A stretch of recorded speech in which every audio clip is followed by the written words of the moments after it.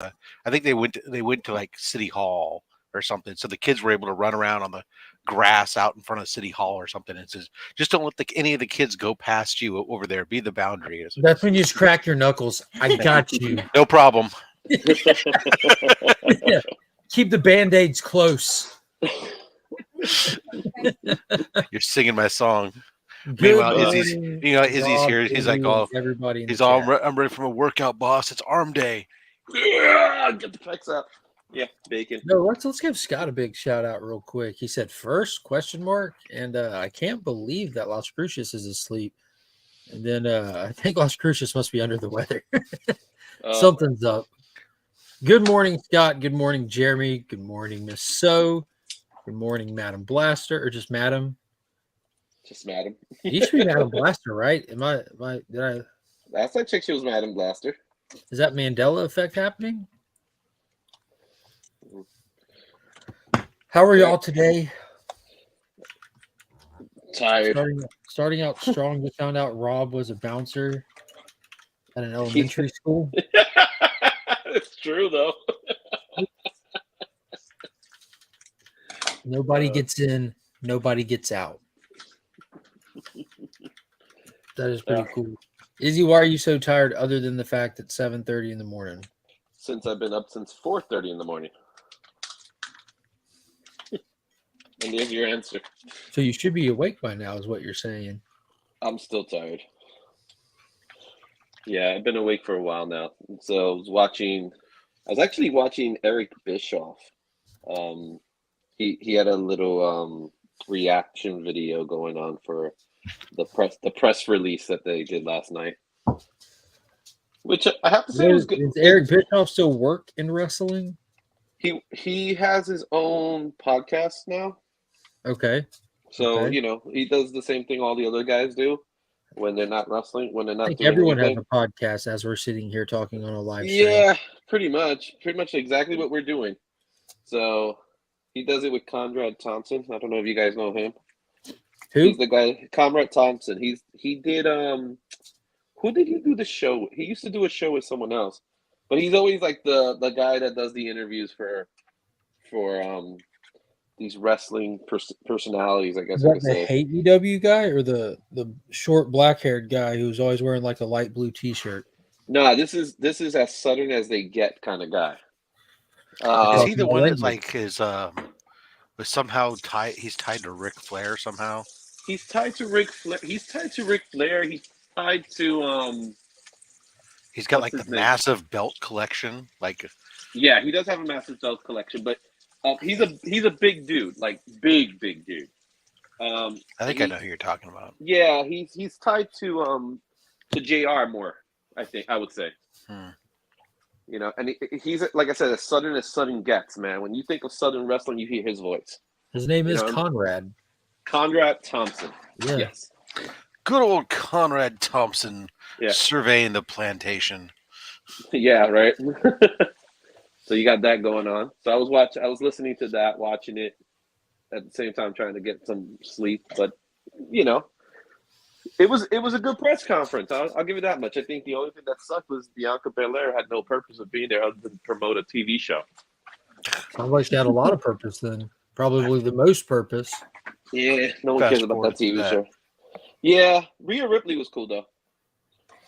Yeah. The nice thing about catching it at the tail end was being able to go back and then watch it and skip over 80% of it. Yes. I think the only thing that mattered was that end piece, right?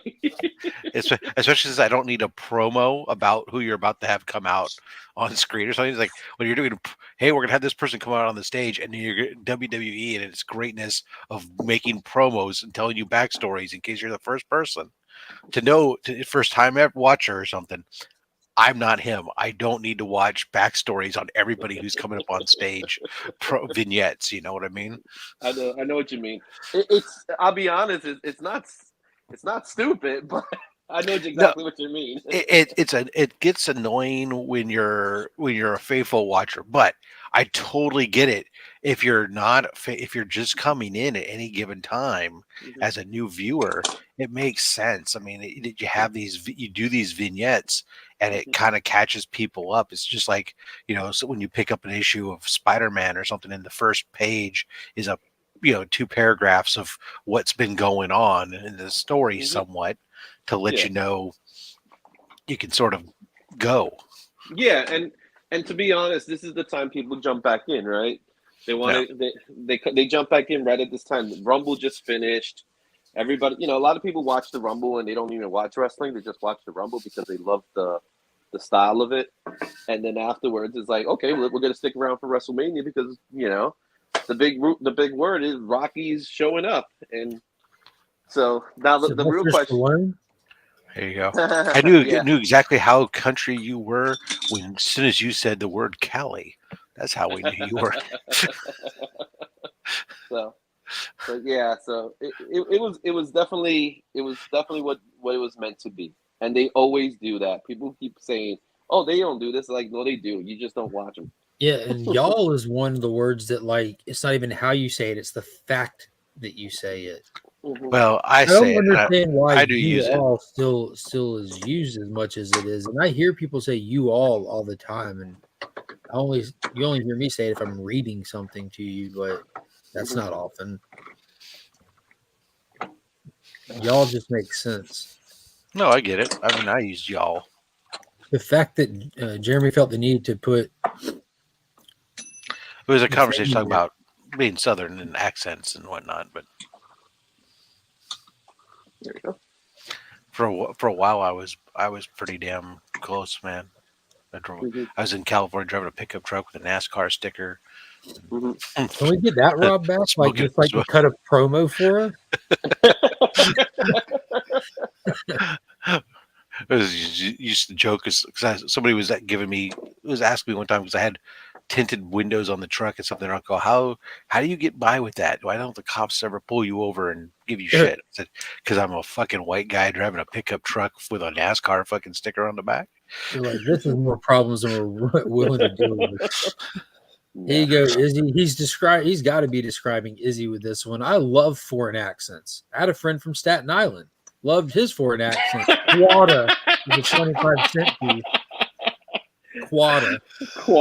That's a good one. Quada. Yeah. We definitely have a foreign accent for sure. Be intimidated. It wasn't an Earnhardt sticker. I was a Jimmy Johnson guy back in the day. Not that long ago, though.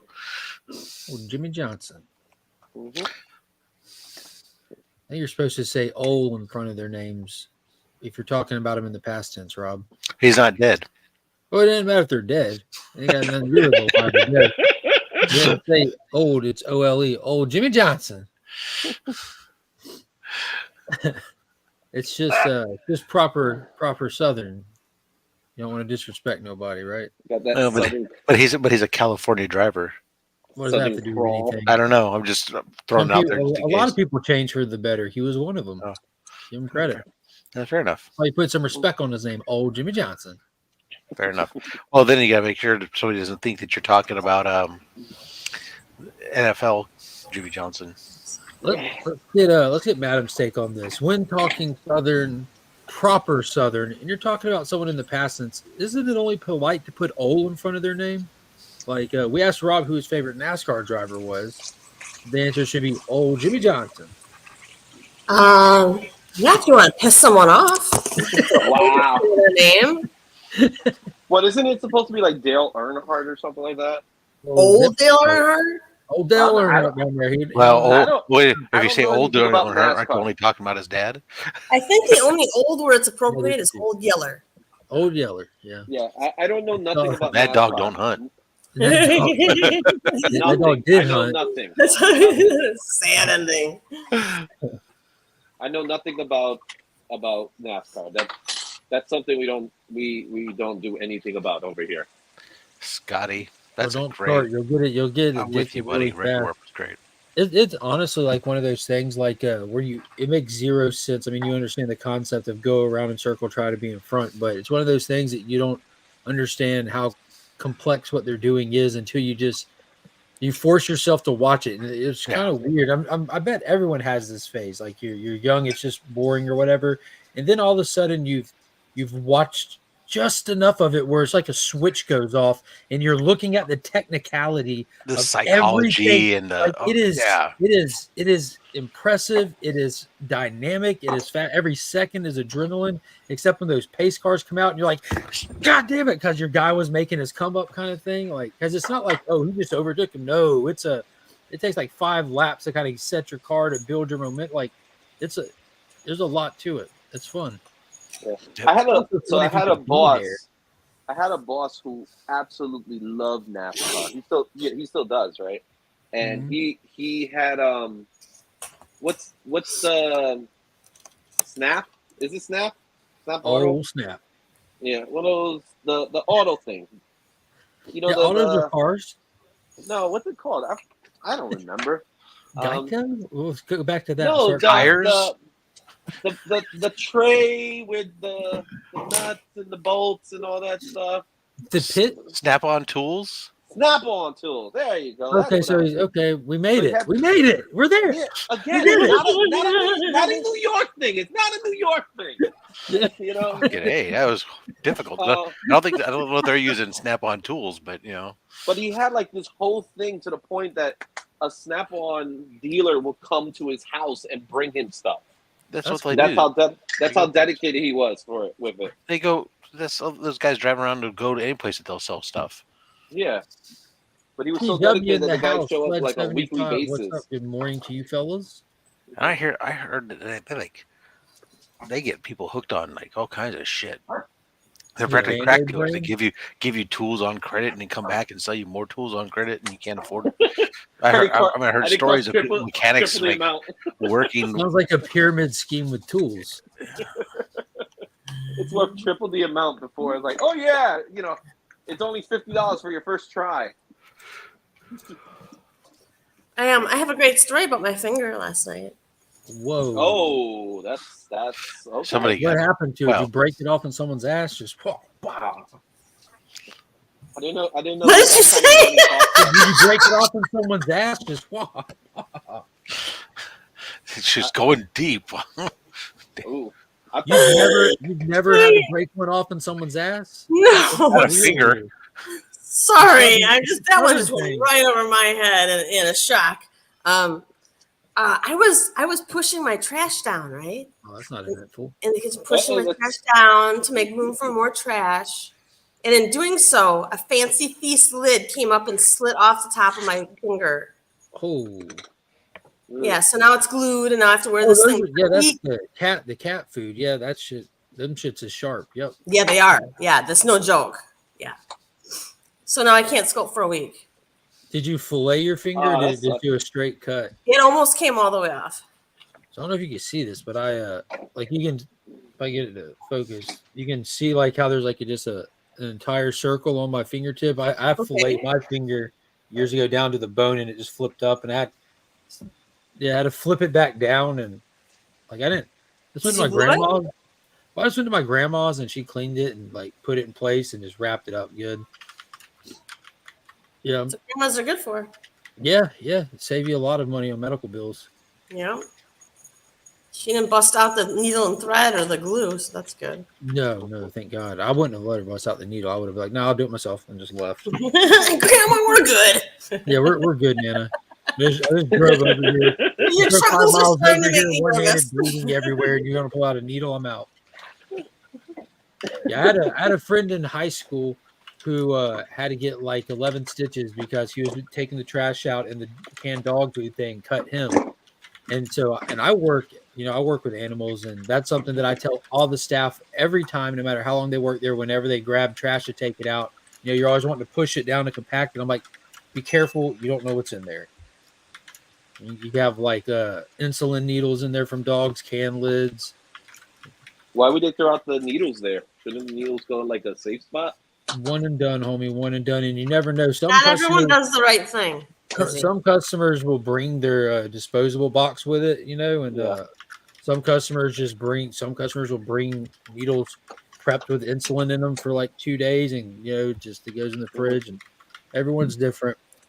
But the protocol is to lit them back up, and you completely tape them and throw them away, kind of thing. If they don't bring the disposal box, because those disposal boxes, like, you don't open them and empty them, you throw the whole box away, kind of thing. So a lot of people don't buy them. It's kind of like, well, why would you? Yeah. It's not a I hospital. used to have to give my son a shot every 2 weeks in his arm. And talk about the most, like, frightening 2 weeks that I was never looking forward to, was like giving my son a like giant shot in his arm for eczema. Oh man, what did they give? Was that steroid shot? It was Dupixent, which was a really miracle drug. He had really severe eczema, like really bad. And once we gave him the shot, it all cleared up like magic. It was a lifesaver, really. Was he able to take it for a while and it like kind of get into his system and then can stop, or does he still have to take it? Mm-hmm. Yeah. I love that. Beckerman is here for the Legion Lair. Well, you made it. What's up, Beckerman? You missed a story about hearing the lady, Madam, break one off. Dupixent, street value of $40K a year. Good God. It is. It's so expensive. One time I asked, like, without insurance, how much it would be, and they're like, $3,000 for the shot. I was like, So Finn, way to get this shot. So my wife's setting up an appointment for Finn to get some dental stuff done, and they're just taking forever to call back. And she's called to try to set the appointment, like, oh, we just have to get everything and paperwork in order and blah blah blah. She's like, I'm kind of getting annoyed with waiting because she wants to get it all planned out. And she's like, I'm thinking about just taking him to our dentist versus the kids' dentist and paying out of pocket. I'm like, no, you can't do that, because the way that the medical stuff is set up, it's set up for insurance companies to pay for these procedures, not human beings to pay for these procedures. And it's not a thing. You go there and just go get a filling done out of pocket, and you're in debt for 10 years. Don't do it. No bueno. Good morning, Gary B. For those that don't know, Gary B. is the proud new author of This Not Porno Need, short story in the horror, the erect horror genre. Fantastic read if you're a fan of stuff like. Did you say the erect horror genre? Yeah, ain't nothing talked about. So, like, this is a mature read, violent, post code. Yeah, this would break the code, but it was fun. Like, it's about 40 pages. You can read it in a sitting. It's really it's the reason for the reissue of the code. Yeah, it could be. But yeah, be sure to check it out. He'll actually be a guest tonight on In the Mix. We'll be talking about it as well. And yeah, I got some extra copies. I plan on passing them around. Figure out how I'm going to do that. How does that look? Does that look good? Can you read the back of it? I can. Are y'all ready? I'm ready. Well, dang, that's looking good, Izzy. Whatever you're making over there. Is that shakucha? That is sakucha. Ooh! Crippling medical debt is the small price to pay for freedom. I don't disagree. That's why I had the freedom to go to my Nana's house instead of go get stitches like I should. That's been like my journey my entire adult life. Insurance or not, I'm like, I'm not going to a hospital unless I'm dying. Yeah, Until Nana starts giving you the bill. Yeah, until Nana gave me the bill with the belt. Just your bill is 2 hugs and a kiss. Exactly. And don't forget the sandwich. She always make you a sandwich too. That was the lunch you got with it, because she didn't charge you that. She charged you the hugs and kisses. Yeah. In Harper's Hollow, a new evil is about to be unleashed. When Alexis is exposed and bonded with an alien parasite, a new world of options is open to her. A world where she isn't abused. A world where she isn't powerless. A world where she is in control. A world where others tremble before her and her power is absolute. Alexis never knew the extent of what she had suffered at the hands of those in the world around her. But now, after surviving a tragic accident and being bonded with an alien parasite with eons of knowledge and suppression to draw on, and combined with Alexis' own tragic past, a whole new world awaits. Then the dawn of her rebirth change is about to be terrible and finite. This is the start of a new age, and Alexis will be at the forefront of a new existence together. Her and the parasite creature, a new life form for all to tremble and serve before. Sounds like she's going to be a world leader soon. That's funny you say that because, yes. Are you yes, referring Alexa to like the Alexa Echo? Yes. No, I was about to say this does sell on Amazon. That was my very first thought. So that's Amazon, like- you just cannot read it out loud in the house. Gosh. It is Amazon built in. I- Your speaker's going to be like, what? I hope that Gary didn't write that synopsis. What, ChatGPT? No, it repeats itself. Are you looking at it right now? No, I Don't was you listening have to to you. repeat yourself, It was- Rob? I wasn't sure that It said for a world second I thought people. you lost your place and reread something. Rob, don't don't think you I have to did. repeat yourself nowadays because we're so stupid now? We need a couple like reminders each No, time. you might be stupid, but honey, Damn. That was a rough one. Yeah. So the stitches thing is interesting. I tell you. I had a- you It's said coming we're. for you You now. said we're I all. don't know I what it's said gonna not be. me. I'm not stupid. I don't know what it's gonna be, Rob, but it's coming for you. I had You 64, did I had that, sir. 64 stitches in my calf. About half of them were inside my leg, and about the other half were on the outside. And that I had to go to the hospital for for that event. But as it healed up, so did my confidence in not going back to hospitals. And like you can feel the interior stitches that are made to dissolve. You can feel them just pop and let go along the way. But when it came to the outside ones, like pulling them out yourself, it feels weird and it feels like you're being cut, like the sensation of a cut as it slides through. The worst part is just breaking them loose to slide because like where they come out of your dermis, like they kind of fuse like a scab would to a degree. But other than that, it's not bad taking your own stitches out. Oh, that's Sturmis. How many stitches has everyone had? Total? Yeah. 64 in my leg. I was 64. juggling appetizer plates one time and cut my hand right here and had to get stitches. I don't remember how many that was. That wasn't a lot. That was like 12, 9, something like that. But That's it's my cool where it total. got cut. It's kind of like on the wrinkle of my hand. Yeah. So this hand's taken a lot of blows, like the appetizer plate, the knife, and also right angled both of these fingers and set them myself. So now if I close my hand, like my fingers crisscross over each other. They don't stand up straight like these do. So Interesting. didn't quite set it right. Mhm. But, See, yeah, stitches get stitches. That's This right. hand Yeah. took a beating. That's right. I But got it's still 3 work. total. We used to use glue and duct tape. I don't T-Dub just got me Rob, beat. how many He's up to stitches do you have? 50K. None. None?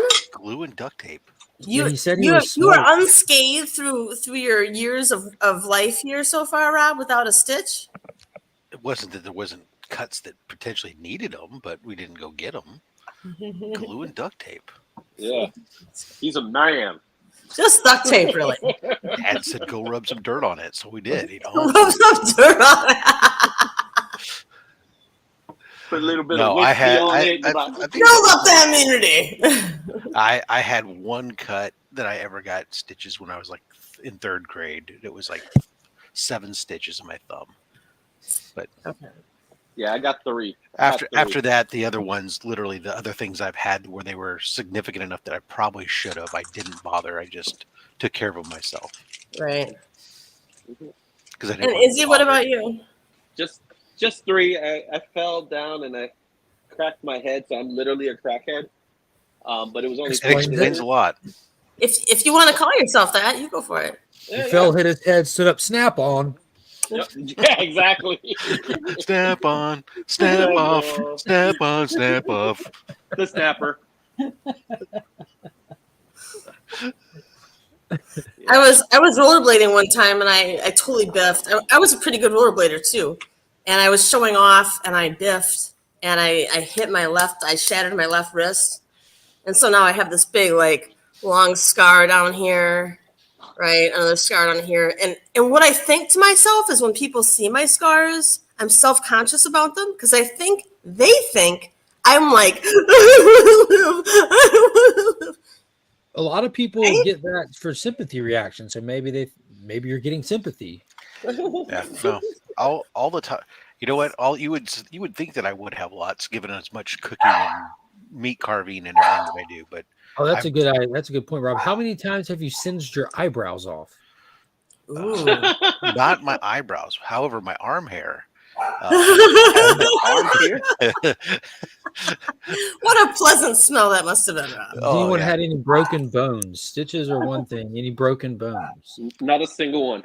I broke a bone when I was 2. Yeah, there you go, Rob. Well, officially, yes. Officially. Just once in my knuckle of my pinky, but I do believe I broke a bone in my foot at one point, but I couldn't miss work, so I just kept working. He Yeah, kept working. I've broken these 2 fingers simultaneously, like they literally right angled together. It was impressive. I've broken my toes on my left foot more times than I can count. I've broken my arm, and I had a shoulder injury where I landed so hard on my shoulder that the ball went into the socket and split the plate. And then when I stood up, my arm was just hanging, dislocated at that point. That was fun. Yeah, see, for the most part, I've been durable, but I mean, I've dislocated my jaw. Well, I don't think I'm not durable. It's just like this whole like durable No, to extreme, like I well- skateboarded and like I don't mean I just rolled Look, around. I like was Gen X, baby. We fucking hit it all, man. But I managed to Yeah. escape all kinds of crazy stuff. A lot of scabs and scrapes and bruises. Oh, I got those too. but I also just skateboarded in an managed to era be where like lucky to avoid. Tony Hawk like exploded. Jackass was on TV, so like attempting extreme things was just par for the course. And the mantra is, if you're not getting hurt, you're not trying. And So you were that's auditioning. We got the fact that I could put myself in a radio flyer wagon at the top of a hill and went down the road with no brakes and crappy ass steering down like a bobsled down the road through gates and in cross traffic and stuff, and managed to walk away with nothing more than a few bruises, laughing at it. That's just how we were. I admit I was lucky on a lot of that crazy shit. The worst I had was I had a gate spring when I was young, when I was like 3, playing with a gate spring, and it exploded and it pierced my eyeball. And I had surgery and had to be in a hospital for a week as they removed metal fragments from my eye. You've never broken a bone, but you've broken your ball. My eyeball, yeah. and then my brother. It was funny that Madam used the word biff. So famously, one time when we were kids, my brother was out riding bikes with a friend of his, and his friend comes flying in the backyard, comes up to me and my friend where we're playing horseshoes, and he says, "Hey, your brother biffed it on his bike." And I said, "All right." He says, "No, dude, he biffed it on his bike." Yeah, okay. He's like, "No, the ambulance is coming." I said, "Well, hold on a second."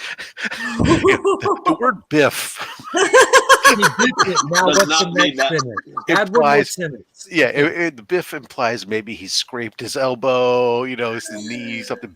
A little raspberry, It turns out he had been coming down we lived up in the mountains at the time. He was coming down a hill. A car was coming up the hill. He moved over, hit a pothole. It was so deep, the steering wheel on the bike completely turned 90 degrees. He went up and over. The steering wheel, still a handlebar, one end hit the ground, the other end punctured his abdomen, and he ended up with 8 inches of intestine outside of his body. So he had eviscerated organs. And one hell of a story to tell for every time they ever ask him in the future, he'd go to things and ask him, "Hey, you have any surgeries?" He says, "Yeah. Why? Eviscerated organs." It's just like, I don't think anyone can top that, Rob. yeah. Well, Yeah. it was pretty crazy. But You win there. concussions, Beckerman. Yeah, I'm sure we didn't One. count. We didn't know what they were at the time. Yeah, same here. We just got up and kept going. I'm getting them. Yeah, so I would say I had one concussion. It's the same story as being a crackhead. So I pretty much fell down the stairs. I hit a post, and the next thing you know, I was just the guy. Did you fall downstairs alone or in pairs? No, by myself. Over your neighbor's dog? No, in my building. So there was no dog. We're in a building. Was it with log? No, I slipped. It's log. It's log. It's better than bad. It's good. I hit my head with the post. Friend comes up, he sees me, and all I'm saying is, So they take me to the hospital. They give me the stitches, and all I remember is saying to the doctor, "Can you please remove the woman from this room?" And the doctor's like, "Who's the woman?" It's like, "She's my mother." So I don't think he knows Ren and Stimpy. Huh? Wow. Yeah. It goes downstairs alone or in pairs and over your neighbor's dog.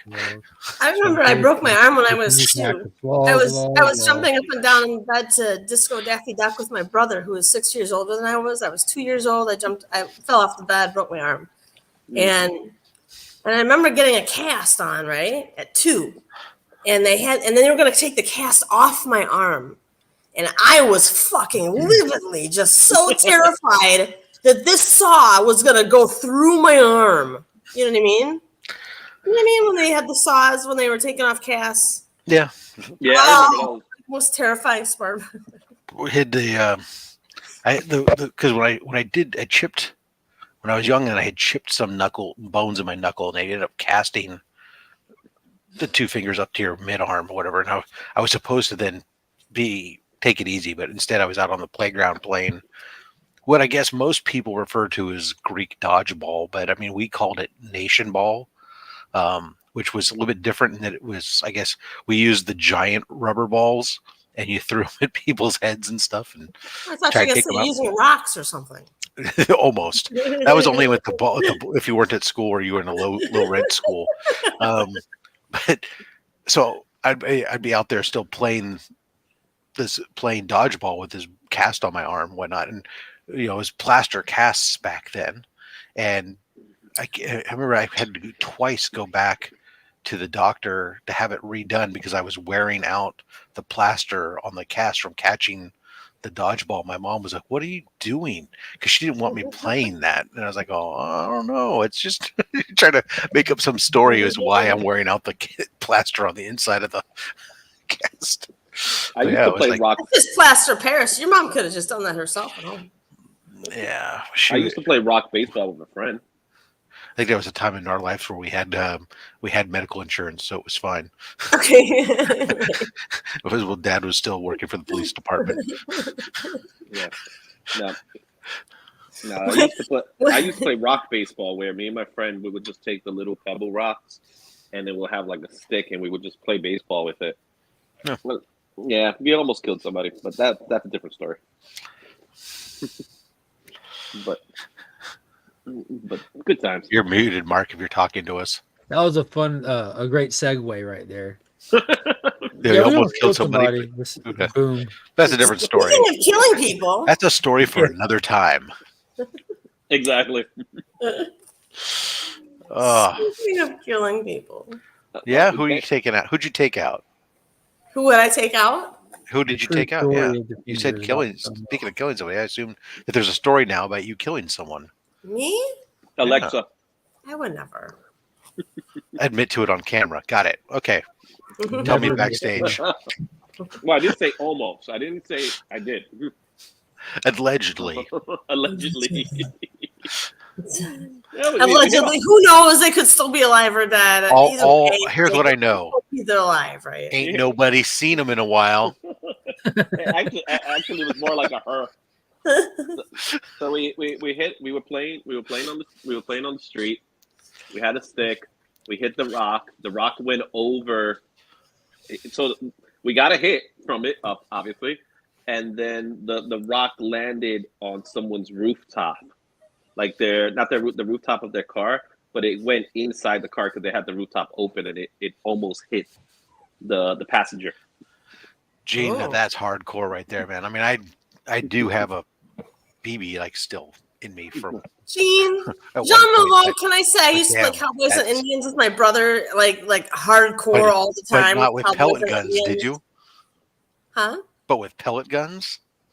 That's hardcore. I mean, airsoft is okay, not with pellet guns, but I mean, we were, Yeah, that's hardcore.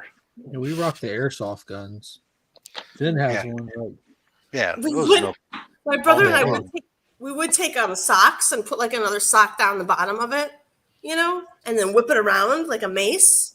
and have mace fights with each other. Most of my stuff. So we didn't play cowboys and Indians as much. We played more cops and robbers, I guess, because it was between my dad being a cop and at the time living here in California, the show Chips was super popular. Oh, Very good yeah. father. And so we all would get on our bikes, and so you could be the CHP and be on your motorcycles running down. Yeah, I'm not bad one of those guys. guys.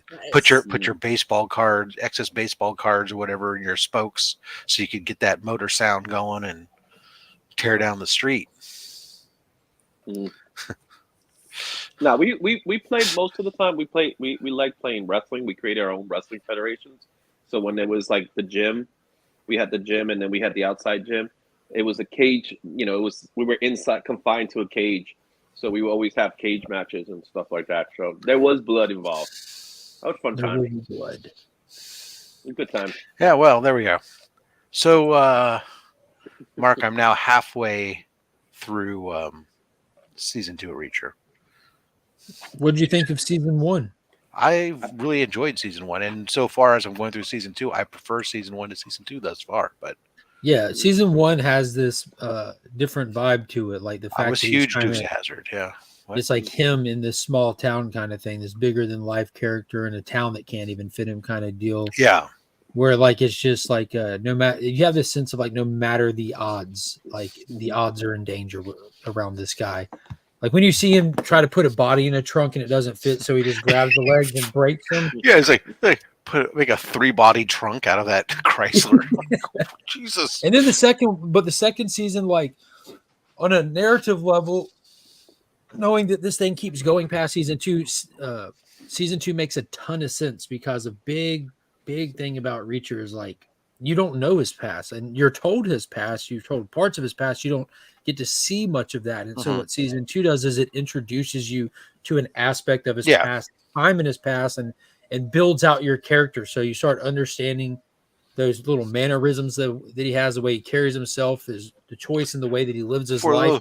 It's a lot of explanation, which is really good for those people who haven't grown up in the military, in a military household or anything else, to understand somebody who was a military brat and then went into the military, why they think and act a certain way. It makes a lot of sense. I think the second he doesn't care about necessarily interacting with people, and he's very straightforward and blunt, and not necessarily doesn't take the time to beat around the bush. He's methodical in his thought process, and always, because he's been in combat zones and stuff, he's always looking and assessing the situations of everything that he's around, type of thing. So his social graces are gone. Yeah, he's exactly. That's fair. But he tries to avoid social so he doesn't have to ungrace you. Yeah. He likes to be, as he refers to himself, he's a hobo. Which I think is kind of cool, the idea of the modern hobo. I get my pension, I just move from town to town, I just move around. I don't need an apartment, nothing. And the only thing that he owns is a toothbrush. That's right. Everything else thrift stores. You see him wearing, it's like, when it gets dirty, I'll just pick up a new shirt and jacket in the town and keep it moving. But yeah, the second season, by the end of it, like, and the way it ends as well, like you're like, yeah, now it's time for season 3, which we're going back to that format of season 1, where it's more like him on his own kind of thing. But now we had a great insight into how he interacts with the people in his life he actually cares about, instead of just knowing they exist. It was really good. Crabapple. Gary B says they used to have crabapple fights. I like crab apples too. Those are hard. Are they more crab or are they more apple? I'm not familiar with crab. They're more crab. They're horrible. They're not. Yeah, they're not good. I used to live when I lived up in the Santa Cruz Mountains. The house I lived on actually was a part of an old apple orchard, so we had a lot of crab apples. But then there was the regular apples that you would eat, and there was a lot of apple fights. What sucked when you picked up a rotten apple and threw it at somebody and it was filled with fucking yellow jackets. I remember I had so many apple trees on my property. We actually we made apple cider with the cider press that my dad made. And that was the stickiest thing I ever remember. We had I mean, so on the property because of all the apple stuff. We were constantly canning applesauce, apple butter, apple cider, and then of course we also had wild blackberries and stuff. So it was blackberry jam, blackberry syrup. I mean, we were just freaking constantly many different preserves. We're like in the Garden of Eden. Well, it was like it was crazy. The blackberry vines were like old growth, so they're like super thick and really heavy. And basically, to go pick the blackberries, you'd have to go out there. You'd have to put on like your denim jacket, the thick padded denim jackets, and welder's gloves, and go into the hatch. And then you could have like my younger brother, who was small, could then squeeze in there to grab the berries off the bush while I was just kind of pushing the vines all back and stuff. It was crazy. Yeah, Watsonville. Yeah, so yeah, I mean, I was up in Boulder Creek at the time when we were doing it. So yeah, Watsonville, gotcha. I remember we had a cherry tree as well on our farm, and we had a big net over it so the birds wouldn't eat all the cherries. And one day my mom took the net off, picked every single cherry off the tree, and then sat my brother and I down and said, "You guys pick all those cherries." Ugh. We were like, what? Like, what punishment is this? Alan Rue got here. He said, Reacher's awesome. For show. Happy National Pizza Day. Well, hot damn. Is it? Oh, it's National Pizza Day. What's your favorite pizza, everybody? Favorite toppings? Pepperoni, sausage, and linguiça. And bacon. Linguiça? What's that? Linguiça is a Portuguese sausage. Oh, interesting. You gotta be extra, Rob. Linguiça. I know that it's not common across the U.S., but here... No, it's common. It's just not common to call that. Say sausage, man. Because it's a type of sausage.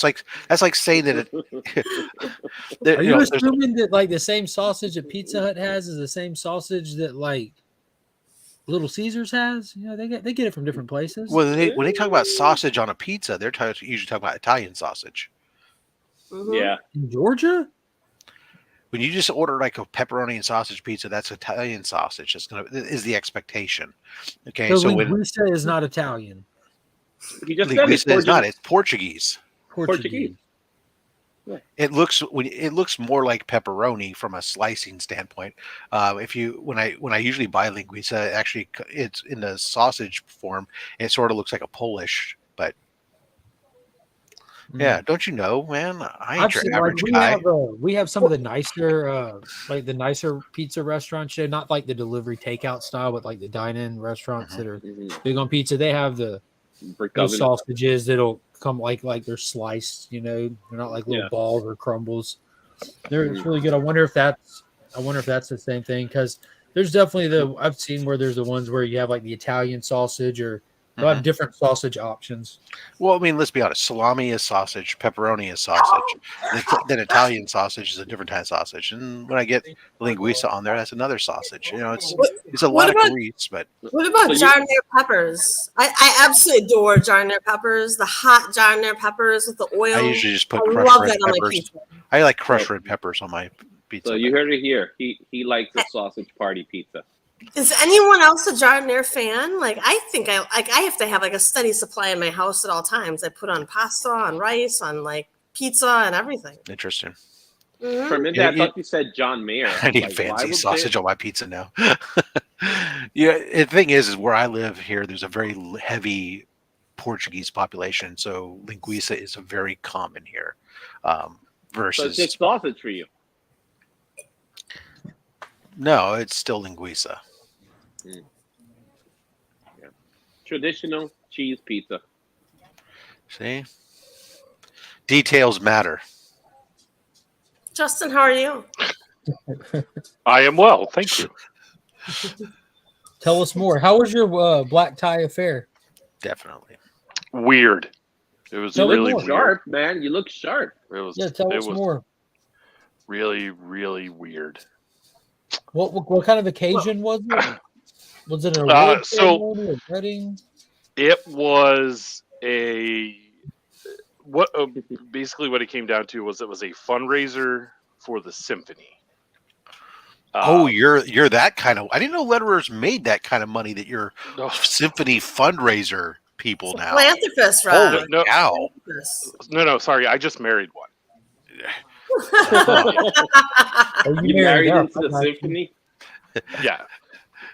So Did you take her last name while you were at it? oh man, we told my dad I was going to do that, and you should have seen the look on his face. So Is her name hyphen? no, it is not. This is West Virginia, after all. Her last name is Letters. So she joined the committee or the board as the treasurer, which means that we now have to go to this stuff. Oh, she likes numbers. Nice. And yeah, and I like letters. It's weird that we make it work. Made in heaven right there. Track. And now you get to get dressed up in tuxes all the time, Justin. Yeah. How does she? She just like an enthusiast to the symphony, or she like play, or? So no, she was. They asked her to join, so she asked her bosses what they thought, and they told her that they believed it would be a good networking opportunity. So she decided to join. Nice. And so what this event was a it was a cotillion, and so one of the selling points was, if you ever want your daughters to do it, this is a surefire way to get them in to do it. What if I don't want my daughter to do it? Yeah, I don't. I don't. But I don't think I have a say in the matter. The day she was born, I said, "Here, hold this penny between your knees, and we'll be good." Like someone's got to earn the money. You know what I'm saying? So somebody's got to earn the money now. Now you're gonna make your daughter earn the money? My God, Izzy, you're just wrong. Okay, I don't understand your line there, Rob. With the thing between the knees, what was that? Hold a penny between your knees and never let it go. Keep your legs closed. And that's your advice to your daughter? The day she was born. Jesus Christ. Mine was to stay away from all boys named Peter. Or with. I think my dad sat me down when I was young. He's like, "All guys want is sex." Yeah, no. I'm done. like, madam, when I say literally the day she was born, I meant it. Like, literally holding the not even an hour old infant in my arms, saying, all I know is my father. You will never go to another man. So my father. Little did I know how true that would be. Yeah. My fathers would tell my sisters, if a guy tells you he wants to park his car in your garage, you say no. Ooh. That's a moving technique. Yeah. Yeah, there you go. Phil knows what I'm talking. Hold an aspirin between your knees. Absolutely right. Yeah, but I just don't know what happened to chastity belts. Why they just didn't become much more sleek, and why they didn't come up with technology. What happened when you some advanced chastity belts? If you think about it, with technology and computers and stuff now. Yeah, these facial recognition to work. Yeah. Hey there, Finn. No, I'm going on a field trip and bye. I'm happy. All right. He says he's going on a field trip. Bye. He's out of here. He graced us with his presence momentarily. That's what's important. Priorities. Well, he always has to make his appearance, and that's the highlight of the show every week. So, which I'm being honest by saying that. Yeah, because it sure isn't not you. It's definitely not about me. I just work here. So with your finger put up now, madam, is that going to affect your ability to do your sculpting, or are you still able to sculpt? Well, sadly, Rob, this is my index finger on my right hand, which I'm right-handed, which is my sculpting finger mostly. I mean, I can sculpt with my other finger too, but and I don't want to get it clay. And so the doctor's like, you should really not be sculpting for a week, That's like and the so worst that kind thing of to say because I have a commission I have to do. I don't want to be down a week. That's why I was asking. It was a serious question. Yeah, so I really don't know what I'm going to do. It still hurts a little bit. Take it off. Suck it up. I know. Just duct tape. Spit on it. Rub some dirt on it. You'll be good. Speaking from the guy who used glue instead of actually going to the hospital. Yeah, well, I'm fine, aren't I? Are you? But are you? Can you show us where you applied the glue and where it's healed properly now? Can you make a YouTube Can you video find where it's showing us not? how it's done? Well, you are wearing a lot of clothes, Rob, so I don't know. Well, you don't know that I am. All you see is I'm wearing a shirt. This is true. You might be very, very, drafty underneath there. I don't know. Yeah, it's all. Look, I'm 50. It's cargo shorts. Come on. Yeah. Oh, and that's only because I haven't found a right kilt yet. You have a kilt? You have a kilt Not design? yet. I haven't. I have one, and I've been looking for. Yeah. And is there a certain kilt that you have relations to? No. It's Oh. from a company called Damn Near Kiltum. Oh, okay. They're make utilitarian. They're not. It's not like heritage kilts or nothing. They're just modern utilitarian kilts. Okay. I didn't know if you were like, No. My wife is Scottish. My family's from England. Cool. But they haven't been. But that's like 400 years ago. So it's Right. not like there's any connection there. A kilt, though. Where would you wear a kilt? Just why not? To the Wherever grocery it's store? windy. I mean, where are you sporting the kilt? Here at home. Prove Getting it. gas? Going to the post office? Going to work? I work from home. This is true.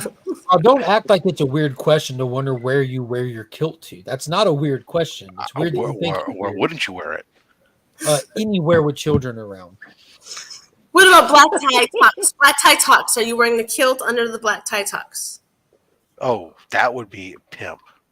Yeah. But not that. But then you need a dressier kilt than the utilitarian kilt. Oh, you need a cool one with like the packet, like the thing that hangs Yeah. down. Like Yeah. the satchel. I've had a buddy of mine. His wedding, all the groomsmen were all wearing kilts and stuff. So Oh, that's cool. not me, but my friend. Yeah. Again, Did they have a bagpipe go through too? no. Lost opportunity. Potentially. But anyways, yeah. Rob only wears his kilt over air vents. That's right. On the streets in New York. I kind of. Well, hunting rats. Because true rat hunters wear kilts. Sure, they do. I think true rat That's hunters what- would that's where like they hide the rats. waders, wouldn't you? That- Where the rats run to. I'm wearing waders if I'm going after rats. I'm not going after rats. That's what we get dogs for. The rats? What do you get cats for? No, man bred terriers so he wouldn't have to own a cat. Cats are wonderful. You can't knock a cat. I mean, I absolutely can. I can knock it with a Oh. bat, with my foot, with a golf club. how can you knock a cat? They're so sweet. Very easy. You just swing. I don't know Through. about cats being You sweet. swing right though. through. I don't think cats are sweet. You have not met the right cat, Rob. I'm sorry. You're right. I am not. Yeah. Does it I exist? recently got a cat that fetches. It fetches like a dog. Yeah, no. They're cool. Sorry. Again, I stand by my statement. Man bred terriers so he would not need to own a cat. But you have to go outside and walk the dog. It's a whole lot of work. Not terriers. Mine walk themselves. You don't? Terriers are small little dogs. You just need a little space that you can run around.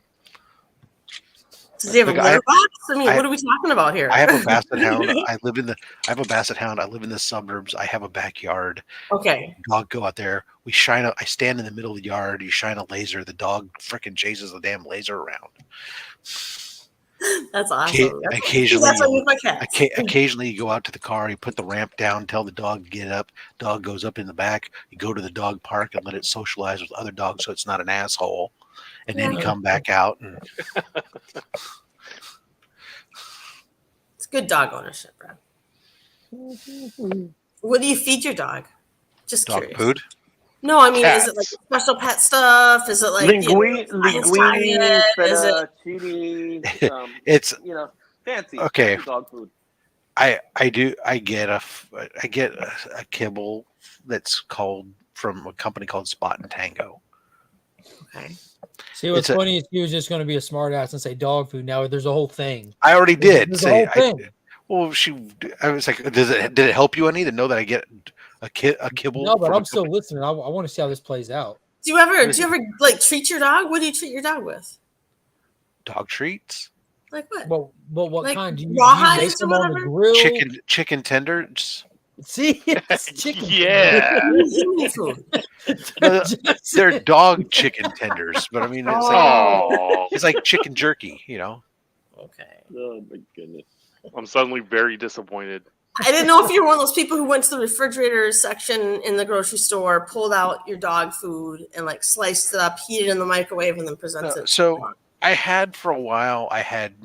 So my previous dogs I used to use like kibble and a mix of kibble and canned, Mhm. and then this dog now I just this other kibble, and I had to use some like the frozen fresh that I would mix in there, but she would only eat, like, she got tired of it and would like only eat like every other meal or something, and I got tired of wasting that shit, so I said forget it, and I went back to just nothing but kibble, and I just throw in a little bit. I have these other little like training treats. I throw in like a couple, a few of them into the. That's it, and she generally just eats that fine. And if she doesn't, then I can put the kibble back in a container and give it to her next meal. I'll tell you a story real quick. My friend Annette, she had to put her dog down after 12 years. Yeah, Sorry to hear that. It was a pit bull. And anyway, the day we put her down in my backyard like a couple weeks ago.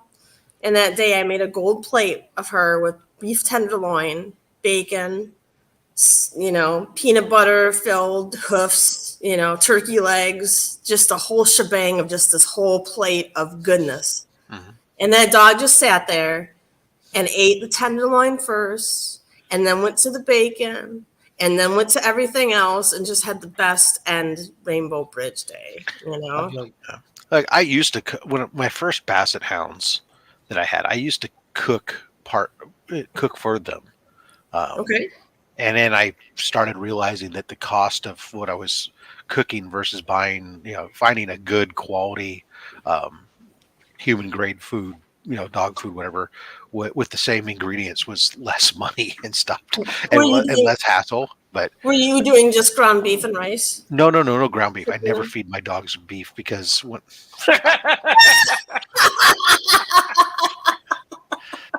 man, I wish I was that thin. A rare photo of Rob when he's actually running security detail on an elementary school field trip. You need No one gets over the fence. I wish I was that thin. That would be great. I feel like you're beekeeping as well in that picture. You're holding something. No, I never fed my dogs beef because whenever they would eat it made them. Basset hounds, anyways, my experience with them and beef was they very smell bad. Okay. So I would use, I'd get chicken livers, gizzards, hearts, and some chicken breast, and then brown rice, potatoes, carrots, peas, and Your dogs were so lucky. I forget what else. And put it in like a chicken stock and put it into a crock pot, and I'd cook it into a giant, kind of like a giant stew stuff, and then you'd serve that along with a little bit of kibble. It was good. Did you know there's homeless people who would also like that meal? Oh yeah, it was a totally. I mean, it was a fine meal. I mean, you could eat it. There's no doubt about it. It sounds delicious, actually. It's the only thing that would turn some people off, is some people get turned off about chicken livers, hearts, and gizzards. But you know what? That's tough. I mean, that was good. That's good stuff for the dogs. So yes, there's lots of vitamins and minerals in that stuff. Yeah, so that's what I used to cook for them, but I don't do that anymore. So, and so it's funny. We used to make that comment more about my son there, Roscoe, because my son's name is Brennan Scott, and so he used to always joke as Brennan Scott Morse throws the baby came further than any other baby. And then was hilarious was then my son went to World Scout Jamboree, and he went to the Scottish Games area, and he had somebody taking pictures of him doing a caber toss and sent them to me. So that way I finally had pictures of Brennan Scott Morse doing the caber. Was he wearing a kilt? No. That would have been too much for me. I would have been thrilled right then and there. Frame that. But that was That his name was one of those names that there was no doubt what he, there should be like no need when you write Brennan Scott Morse on your filling out your name. You shouldn't have to check a box that says ethnicity. It's just known. Right. Kind of like Justin Letters. That's a great last name, by the way. It's funny that you became a letterer with the last name Letters. That's awesome. Yeah, truthfully, I felt boxed in. So Fair enough. But what's even Just better much is that like his the letters that middle you There's write. really no other option for you. His middle name is Birch, so that's the branch, the tree Where are you that going comes with this? the pen. Right. That's the pen of the tree that's being used. Oh, actually, guys, my middle name is Justin. What's your first Oh. name? Yeah. It's yeah. What's your first name? My first name is James. James is a wonderful name. So you're a JJB. I have a middle name of somebody named James. James is a wonderful name. Yeah, but now he's JBL. So you're really JJ, right? I like it. Do you go by JJ? No, I don't. You hate JJ? I will not respond to JJ or James or Jim. Like people can, when you're in school and they see your name, the first name is there, then you have to correct everyone. So for a while, all the teachers yell James or Jim or Jimmy or something like that, and I just stare at them because I don't realize that they're talking to me. Now, the time you should make an exception to that, by the way, is if they say, hey, we have a check here for somebody to claim. Is there a James here? You should go, yes, I am. Only if I'm wearing the tux, though. Oh, when I do it. Well, but then they're expecting you to turn that check over to somebody, I think. Oh, so they did it like they did a raffle, right? And the grand prize was $1,000, and I'm like, are they expecting us to give this back if we win? And no one could give me a straight answer, and I'm like, okay, so I'm not allowed to keep this if I win. Got it. Yeah. Mm-hmm. Yeah, it's much like when we were doing that on the GG Links giveaway money, and I was like, oh yeah, give it to C3, and then it was like the next person does the same thing. So it's like who's going to be the person who decides to keep their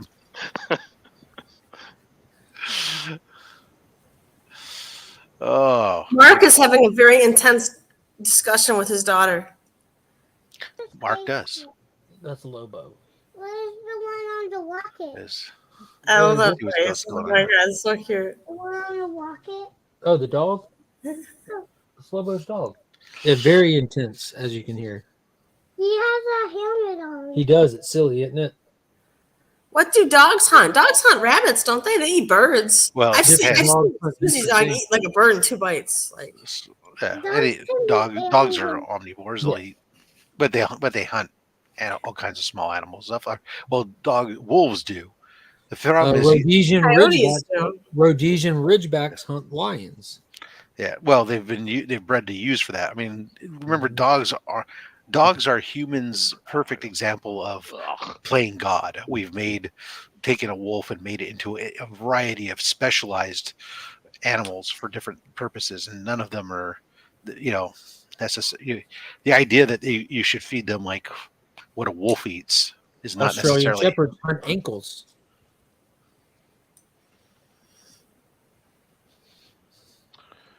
Okay. What? They hunt ankles. They're herding dogs. Ankles are herding dogs? Ankle. They hunt ankles. They are herding dogs. They snap like at the proper working one. You go running through the yard, it'll run up to you and not like hurt you, but put its teeth on your ankle to turn you and steer you. That's how it steers cattle. Like dogs are used to move cattle and herd animals, and that's how they do it. If the animal doesn't move, they go up and put teeth on their ankles. Good border It's been collie. going on for so long that it's instinctual. You can go pick one up from the pound that's never worked a day in its life, and you go run around the yard, and it'll instinctively do that. That's how it'll play. I take my basset hounds. They don't, they're hunting dogs, but they're a no-kill hunting dog. So natively, you put them out there on their own. They just go chase a quarry, they corner it, and they bark at it. They don't actually kill it. So what would they eat? Nothing. No, Nothing. You got to feed them. Like dachshunds were bred to go into little burrow holes and stuff. And I remember when I got a stray cat in my apartment one time. I opened up my door and there was a stray cat. She came in and I just let her spend the night in my house. And then I opened up the door to let her out. And the next morning she had brought me a tiny little baby rabbit and put it on my doorstep for me. Did you take one of the feet and put it on a keychain? Remember that from back in I the day? have done that before. My father got me many of those, and that's probably why I was a vegetarian for a long time. They Anyway, dip it into different color. And You they said would die you were a and stuff. vegetarian, so what was? I was, yes. So She what, got what better. was the turn? And then like the next day I let her out and she brought me a baby bird and put it in the same spot. It was so sweet. It was like, oh, come on. Like, cats are She's really like, I got to keep doing this till she quits calling it sweet and feeds me.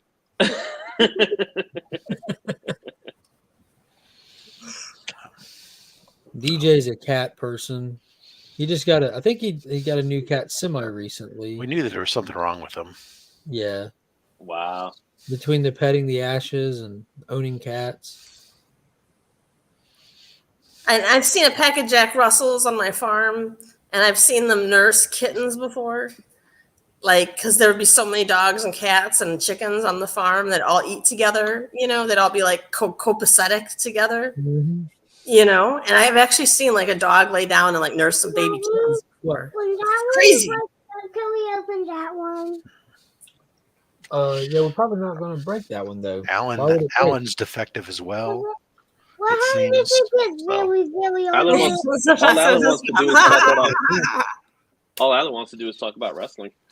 There's something wrong with owning a cat. Yeah, there is. Nothing wrong with owning a cat. You never own a cat. You live with cats. I had a cat once. I got rid of it. This feels like a deja vu conversation. Yeah, we have it about once every 2 months. No, I feel like we just did it last week. Might have. All right, Justin. New topic then. Give it to us. I got it. Let's talk about cats. Why don't they drive cars, those lazy bastards? Always eating the lasagna. Jerk. Monday hating lasagna, eating felines. Yes. What about, you remember Sweeney Todd, that movie? That was such a great musical. Hey! Oh. Does anybody remember Sweeney Todd? Yeah. Yeah. You talk about the movie, the Johnny Depp movie, or Yes, the yes, the brilliant musical with Helen Bonham Carter. Yeah. Tim Burton. Yes. Oh, I love that movie so much. And Alan Rickman was in it. And I just loved how they would make pies out of, scraps around the city, lurking around. Eventually. Yeah. Got worse, but Good morning, Taylor Winder. How are you today? Morning. Working from home and won the lottery. How are y'all doing? Nice. Oh, you didn't win the lottery? No, not yet. But I'm sorry. I like that. I like the positivity in that, like the hopefulness, and by just saying the word "yet." Yeah. Don't worry, there's a $3 scratcher in your future yet. I believe in you, Winder. Thanks, Rod. Appreciate your optimism. Just make sure you don't owe any child support because they'll take it. As far as I know, I'm child free. As far as you know. As far as you know, take a 23andMe and then we'll see. I don't know if the 23andMe still lets me know if I have kids I don't know about. Actually, it's a reverse 23andMe. By the way, did you? No, but it rhymed. Children? Hey, the point was it rhymed and it sounded great. Yeah. Mm-hmm. By the way, Stephanie, I think you should stick with you cut your finger in someone's ass. It's much more interesting than the cat story. I tell you, I felt like such an idiot just pushing down the trash. You know what I mean? Yeah. Hey. I got a sculpt. I have a commission. I got a fucking sculpt this week, and now I'm just like, come on. The only bone I've done everything else to my body that you can do that's negative, but the only bone I ever broke is when I tripped down the stairs with my dog's leash and I broke my pinky. Today's the last day of school for the week, so we can open it when he gets home. But yeah, you guys don't want to compete with me in the stitches and staples. I'll win that one every day. Yeah. I think I still have at least 5 staples in me somewhere. Yeah. Oh, Flash Right Videos says there was a Sweeney Todd movie that was released way before the Johnny Depp one. It was way darker. I had no idea. I'd love to see that. Oh my god! What do you mean by that? It was in black and white. It was It's a musical. Black and white. Ooh. It was a Broadway musical. Yeah. Oh. Anyone Okay, Rob, new topic. There's a lot of topics for the week. A lot has actually happened this week, it seems like. And we ended off with that. Well, Rob Liefeld announced that he's retiring. Is he? Is he retiring or just not working with Marble again? I thought he was just retiring from Deadpool. Yeah. I mean, I was about to go through a list of topics. I wasn't going to break them all down as I went. Yeah. Oh. Gary B released Not a Porno. Totally porno. Is that the official title of the book? Not genre. a porno? That's the genre. Listen, in great detail on page 4, he describes throbbing lady the official genre is that not a porno. Throw that in there. The only reason why it's not fan fiction is it's published. Are there any reviews yet in the Amazon app yet? Not yet. I have to finish reading mine so I can leave a. Yeah, I went to go do it and then realized I went to go put a review in there. And when I saw the one that was there, I saw next to where his review was, it said verified purchaser. And because I didn't buy mine like myself, like my wife did it through her account, I want to go leave a review on. Well, I don't want to leave it under her name, but I want my review to have that next to it. So if anyone sees it, they feel like it's a valid review. I don't want someone to think it's just, you know what I mean? If that's a thing, I want to try to at least, you know, I'm Do you trying get to the get verified purchaser if you buy the $0 Kindle download? It's $2.99 Kindle, I thought. I don't know.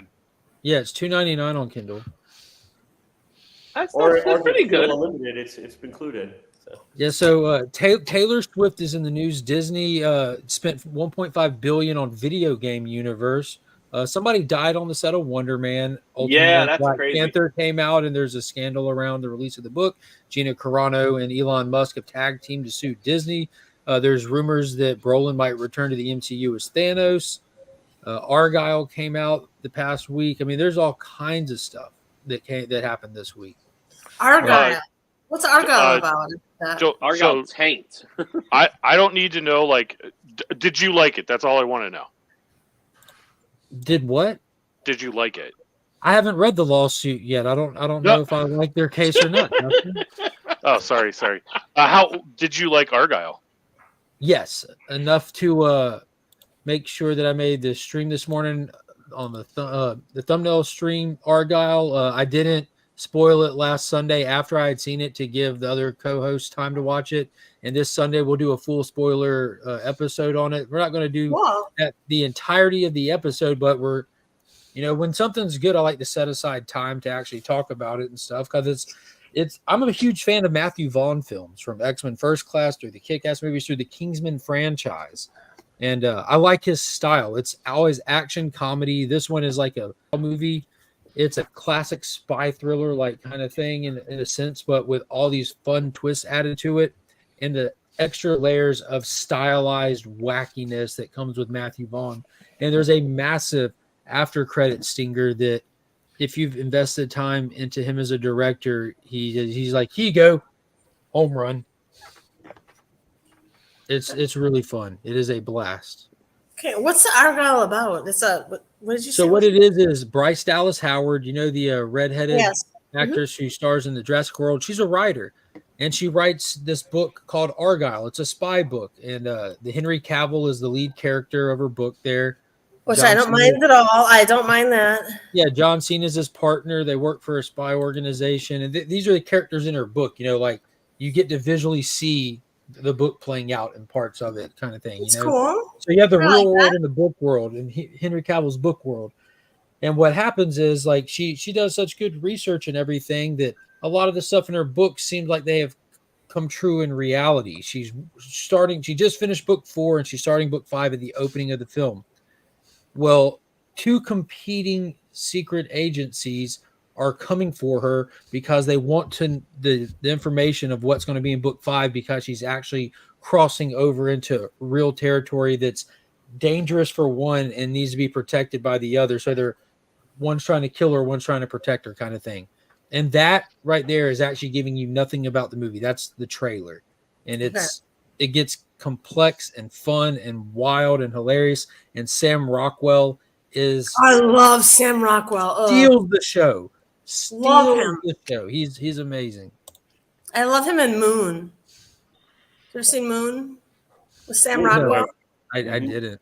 That's a nice little sleeper you guys should watch. It just stars Sam Rockwell, and that's about it. That's great. Moon is a great little indie sci-fi movie. Yeah.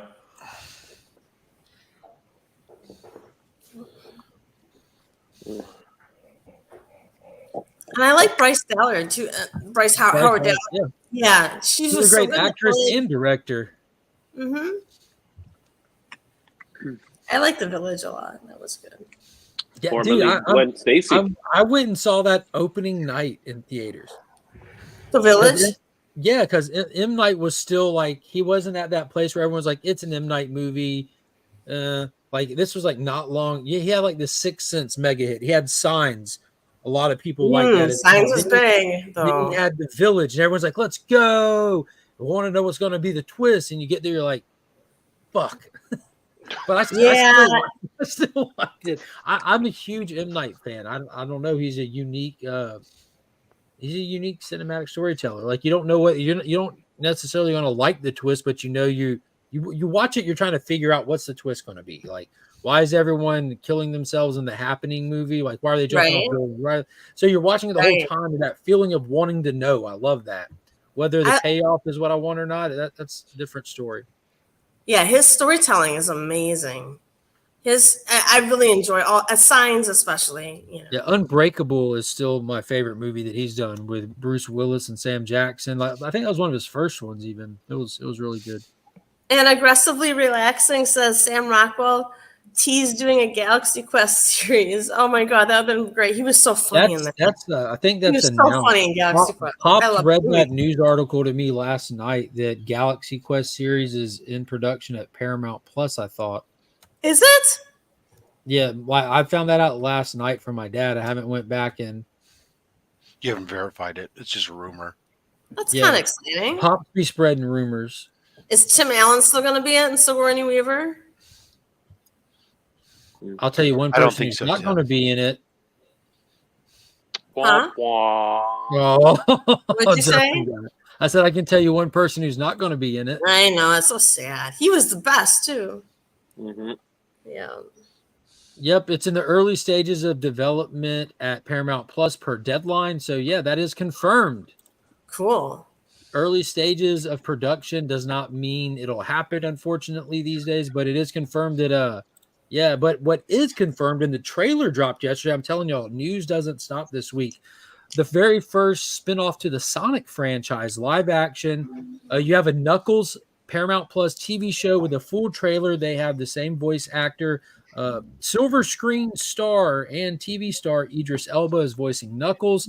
And it is confirmed that ESPN 8, the Ocho, is in it as well.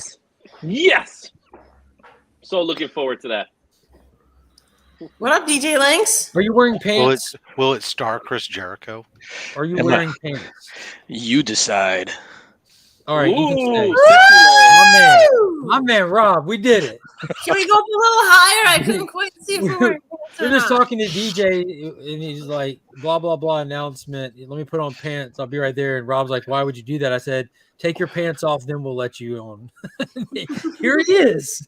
I screenshotted that for later. You guys should definitely have like a serious, like a pantless panel, you know? Like, that's it. There's nothing going on from, the shirt down here, and we're just going to... Well, Izzy just stood up. Oh, dear God. Wow. I'm full Winnie the Poohing it right now. There you go. Izzy's Donald ducking it. Just like a good 80% of my lives, I'm not wearing pants. You kidding? I'm gonna go straight Yogi. I'm gonna go straight Yogi Bear. Oh my gosh! Just give me the tie and the hat, baby. Just a collar and a tie. Hey, boo boo, how you doing? You guys should just get a dickie. Remember the dickies? Oh my goodness. Oh, wow. I'll show you my. Never mind. Good, Rob knows what I'm talking about. Rob, Good come morning, on. DJ. DJ actually has a big announcement. He wanted to hop on here. It's about In the Mix tonight. We have a special guest coming on In the Mix, and when I say coming, that's spelt with a U. It is special. First of all, The Devil That Wears My Face, #4, fantastic book done by the industry-leading letterer, Justin Birch, right there. Boom. He's a man of many faces, I heard. It's one of my Were there any sailboat scenes in that book? Yachts. Yes. No. In that issue. Yes, in that issue. Really? Wow. It's next on my queue. Well, I'm not saying anything. I've already said too much. Fabrizio, You why are spoiled you it. You facing? spoiled it by letting us know that there's sailboats in there. Yeah, everyone go buy it so you can hear me curse about it. You don't like that? Boats. Why am I big? Yeah, I like that. Are you wearing pants? I'm wearing pants. Stick around. So tonight on In the Mix, 9 p.m., we have Gary B joining us for a special episode to talk about his book Need, and also to field questions from the chat and people that want to send questions in. As you know, Gary B is a certified sexpert, a la Dr. Ruth. So we definitely want to embrace his talents and We're going to lean into it. This is the Brooklyn version of Love Lines. love exactly. Shout out Because to we're spreading love lines because it's the Brooklyn way. Dr. Judy and so if you have any questions, if you want to send in a short video clip to ask Gary, please get that to me before 7 p.m. tonight. Yeah, that's that. You guys want to talk about that other thing? The casual sex guy. There we go. Here could be the casual sex guy. Nailed it. Oh, that's hilarious. Shout out to Big. In April here we're not done yet. But you don't gotta make me big. This is I want to. No, It you're annoys you. saying big. Yeah, I hate being big. Right? All your life. Oh shit. No, so in April, and shout out to Izzy. Izzy will be there as well. In April, there's a convention over here. It's happening in Jersey. And we have a C3 booth at this convention. Originally, I didn't want to do it, and then I was just like, that doesn't make any sense. I'm a sponsor of said event, so I was just like, hey, let me get a booth. So we'll have a C3 Comics Curing Cancer booth to help spread awareness, and we might have a special item to sell there specifically for this. And this is happening the weekend of April 6th and 7th, which happens to be WrestleMania weekend. So I'm pretty excited. That means, Rob, that we didn't wear these shirts in vain today. Yeah, so I'm pretty excited about that. It's just another step for us and C3 to branching out from just YouTube. That's phenomenal, sir. Not to be confused with we already announced that we were going to be at Heroes too. Oh, we announced it? Yeah! Yeah, we know. That's all we've said. That's all we've said. Is actually an industry professional who has volunteered his time to help man the booth as well. Yep. Yeah. Yes. So if you are out there and you're an industry professional, we haven't told him what we're doing at the booth yet. We've only told him, but he's all in. Even that's exciting. Oh, I'm super excited that it's finally out the bag. Yeah, so we got two: King Con, Heroes Con.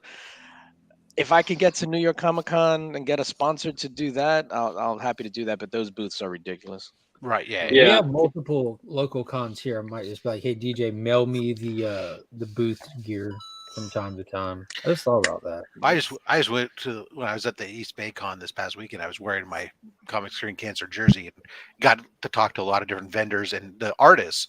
And so, like, I was able to talk to as I've been meeting some of these artists that donated to us previously, thanking them in person, getting, and say, hey, can we reach out to you again this year? Getting definitive, oh yeah, please do. And then talking to a few other artists, getting them on board to be able to donate some pages and stuff for us for this year. So that's gonna be awesome. Ask Gary if he's interested in teaming up our franchises. With my vacuums in the background, wide-eyed. Shout out to Martin. If you did any of you read Need besides Team Martin? Martin for sure. Yo, Team Martin. Yo, shout out to Martin. No, but that's really exciting about expanding C3 stuff. I'm happy to finally, like, everybody knows that we're getting the boots and stuff, and we don't have to keep it quiet. Yeah, we'll announce what we're doing there later, but for now, Yeah, we'll be there. Get your tickets today or later this week. It doesn't really matter, but get them before they're gone and meet us at the con. Be there. Let's go to the con today. That's right. Yeah, so Is that a usual thing? Like a song you sing in your head, DJ? Whenever somebody says "Let's go somewhere," I usually say that. That's from How I Met Your Mother when Robin Sparkles, when they found her tape. Let's go to the mall. Let's go to the mall. Yeah. Oh, Go okay. to the mall. Put on your jelly shoes and your something. Cool. It's supposed to be a Legendary. That was a good show, man.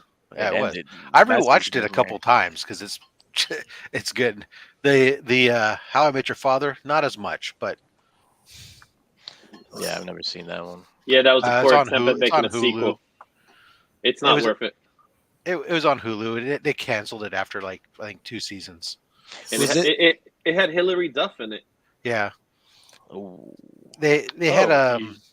they, It's like not a big draw, I don't think, is she? well, it's a Not- no, not and it anymore. was a Hulu only series, but it followed a similar type of premise, type of thing, obviously, but Barney Stinson made an appearance, and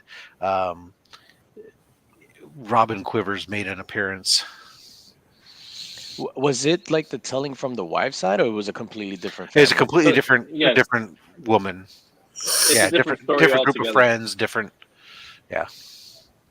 Originally, when they mentioned that How I Met Your Father, I assumed that it was going to be. Yeah, but If yeah, they were smart, it would have been the Oh, same. so same right, person. exactly.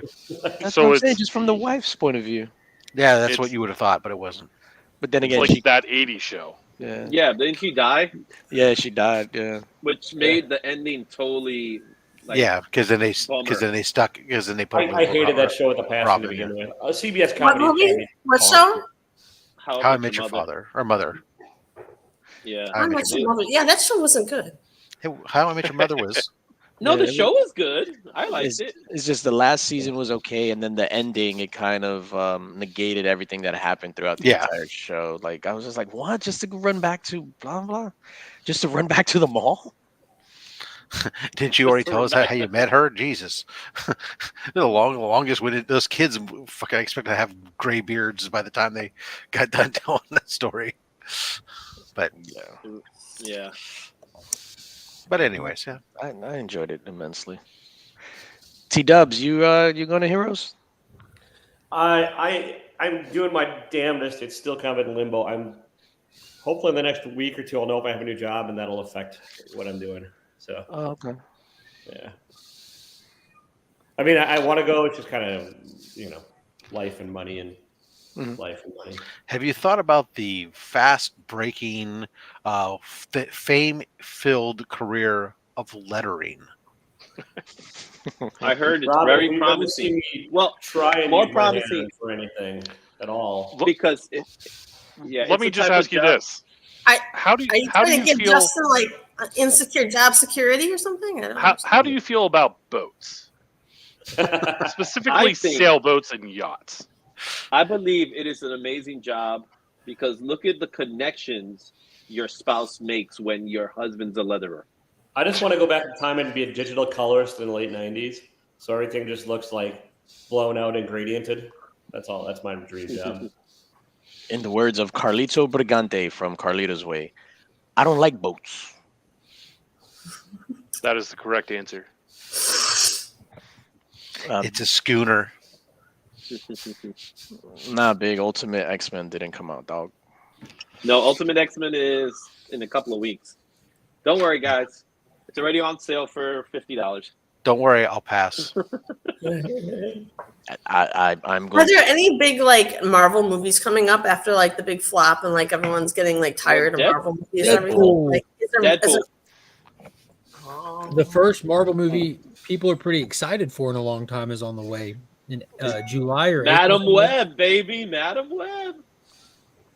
Okay. Should I take him away now, Mark? No, I think Madam Funny Web because is everyone's like the, hyped up the for all hit. these like guaranteed appearances that I would bet money are gonna be like 10-second cameos in the movie. Like, Well, like yeah. You know how the after credits for the first, like the Deadpools have been, how they're like those little clips of him doing something wacky or goofy, like bouncing around, like killing himself reading the Green Lantern script, killing himself playing Deadpool in Origins and all that. I think the movie's going to have an extended scene of something of that magnitude where you're seeing him just go do a bunch of fun stuff like that. But in Deadpool, that kind of stuff works, like that's how he's supposed to be. That's not how Thor's supposed to be, but that's how Deadpool's supposed to be. Deadpool's a little campier, I think. A lot campier, yeah. Like that's his shtick. Yeah, they could just lean into the campness. Yeah, Thor, they need to, ground again. He needs to be regal. The character is supposed to be regal. The comedy comes from him William? displaced. Yeah. I think Wolverine has a mask this time. That would be dope. The fact that we have Hugh Jackman and Ryan Reynolds playing these characters together for any length of time, this movie's a W. We've already won a fan. My question is, why would Hugh Jackman be wearing a mask when he has a perfectly good face? Oh, because this is our wants it. because the studio listens to fans every now and then, and they know that we've had Hugh Jackman playing a phenomenal, well-received Wolverine since 2000. For 24 years, we have had a Wolverine that everyone's been happy with, and they've never put him in the yellow costume, and they've never gave him his mask, and there's no way that we die that never happening, and they're bringing it to us. So boom. Also, I counter. I say it ain't broke, don't fix it. They were doing fine. And it ain't like, it's not gonna be like rocking the mask the whole time, but if he shows up in it, has a couple swipes at Deadpool and takes it off, I'm still happy. That's exactly what's gonna happen. Deadpool's gonna be like, "Oh, you're wearing the mask finally." Yeah, Deadpool calls him out on it for sure. He's got to, right? The counter here is that the movie studio had nothing to do with this, but Ryan Reynolds listens to fucking fans, and he having the controlling in this whole thing is the reason why he's the co-producer on it, right? Yeah, he's an executive. Yeah, so that's the same thing. I don't think for 1 second Disney is like, hey, let's give the fans what they want. Yeah, no. Because this one's under Disney. That's everyone's big concern. This is the last Deadpool. It's also the first Deadpool under Disney. So they'll be producing an R-rated. They need to just be like, they need to do it like Avatar. Like, yeah, we technically own this, but we're not allowed on set, Yeah. And it's going to be the first R-rated Disney Marvel property, the first Red Band trailer that's dropping. It's dropping this week. Yeah. Deadpool's going to be R-rated? Yeah. R-rated, confirmed R-rated. Yeah, hopefully nothing at all changes with the production of this film, like with the first two and this one. Hopefully there's no any kind of think tank from the House of Mouse intervening. Hopefully they just, like, we bought 20th Century Fox, but we're going to just be hands off like with the other 20th Century Fox stuff, despite they try to still take from the tip jar when it's all said and done. The way that this becomes the best Deadpool movie ever is they remix it so we get TLC dubstep. What?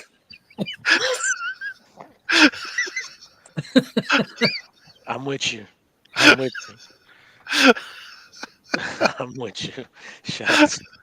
Yeah, there's going to be nothing in comic book movie history moving forward that will ever get the pop that Cap got when he caught the hammer. That was perfect. That was next level.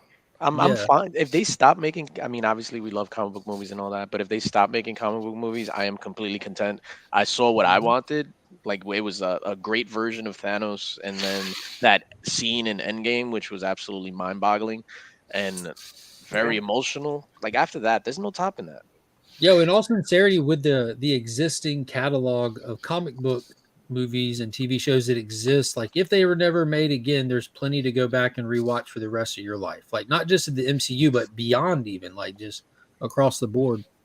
Yeah, like I went back a couple of weekends ago, and I was just like, my internet was out, so I was just like, all right, I gotta watch fucking movies that I have here. So I watched Deadpool 1 and 2, and they were way better than what I remember them being. They both hold up. Are there any characters that they haven't made a big blockbuster movie about that you guys wish they had so far? I just want to do a good Howard the Duck. See, I like the Howard the Duck movie that exists, though. Like, I'm not saying I wouldn't like another one, but I love the one. Cleveland. Yeah, Leah Thompson. Like that was a good movie. It's super rewatchable. It's hilarious. It's funny, but it's I know. Rob, is there any? I'm trying to think because you said make a movie up, whether or not there's been bad or good ones already. I'm trying to think. Well, let's suppose it'd be great. No, but the assumption is great. But I'm saying like somebody who haven't even made a movie of, period, because there's a lot of characters that you'd like to see good movies of, but they've been Rob, crappy just look ones. behind you. Maybe it's not a duck you're looking for. What about a 1950s Adam Strange movie? But that's not Marvel. She didn't say Marvel. She didn't say Marvel. Just comic. Oh, I thought we were talking about the. I thought we were talking about the MCU. Before they close shop and stop making superhero comic book movies, which one do you need to be happy with? I'm not advanced enough to differentiate between Marvel and DC. The one with the capes and the ones without them. In all sincerity, like how DJ was talking about going back watching stuff, McFarlane had a leak that comes out, which these leaks are intentionally planned, but they're going to do a wave of figures with the Ryan Reynolds Green Lantern. They'll have him, Kilowog, and Sinestro from the movie, and they're also doing. Awful as Green Lantern though. No, he wasn't awful as Green Lantern. The script was just bad. Like I don't remember hating them. I haven't seen it since it came out. But I don't remember. If you go back and watch it, I'll be honest with you. If you go back and watch it, it doesn't hold up that great because it feels like a stage film. It feels really like having more complex stuff now. Like it feels hollow, to be honest with you. Yeah. There's really cool aspects to it, but you leave like, man, Martin Campbell shit the bed directing that, like on a massive level. I think he was over his head with the technical production stuff that they were doing because I was like the 3D cinema craze era. So they were too busy about working that technical angle versus the story angle. But they announced those. They announced the Halle Berry Catwoman figures are going to do one of her and then one of her patients out of the costume. And they're going to do Shaquille O'Neal steel figures. Nice. So what I did the day of that announcement, I'm like, yo, I want to go back and watch those again. So I watched the Halle Berry Catwoman movie, and I watched the Shaquille O'Neal steel movie. Steel will never age bad for me. Like I just love that movie. It's just goofy, fun kind of thing. But what's crazy is the Halle Berry Catwoman movie. I watched it. It was the first time I ever enjoyed it. Like it's still cringe and weird, but I think we get so much shit now. Going back and watching stuff through those rose-tinted lenses from a time gone by, it's so enjoyable. Did she get a Razzie or something? Was that for? Yeah, I think so. Yeah, I got a Razzie. And she showed up and accepted it and did a whole speech and everything, which was good for her. That's cool. That's good. That way to have some, there are some MCU quote unquote like comic book movies. Well, they're all comic book movies that are great. Like the first Hellboy is fantastic. Right? Yeah. The first Sin City movie is baller. I mean, Sin City is just out. It's just another. It's in another. I didn't say it was good, Esteban. Didn't say it was good at all. Sin City. I was waiting to hear that. I was waiting to hear if it was good. I was like, oh no, I will die on the Ron Perlman as Hellboy was just. I even think the second one was good. The Golden Army was really good. I love it. Was the okay. Second. I mean, it's just kind of Prince Nuwadu and everything. That was such a great aspect. When we talk about perfect casting in comic book movies, Ron Perlman has to be like top 3. That is like he's Hellboy, just like Christopher Reeve is Superman.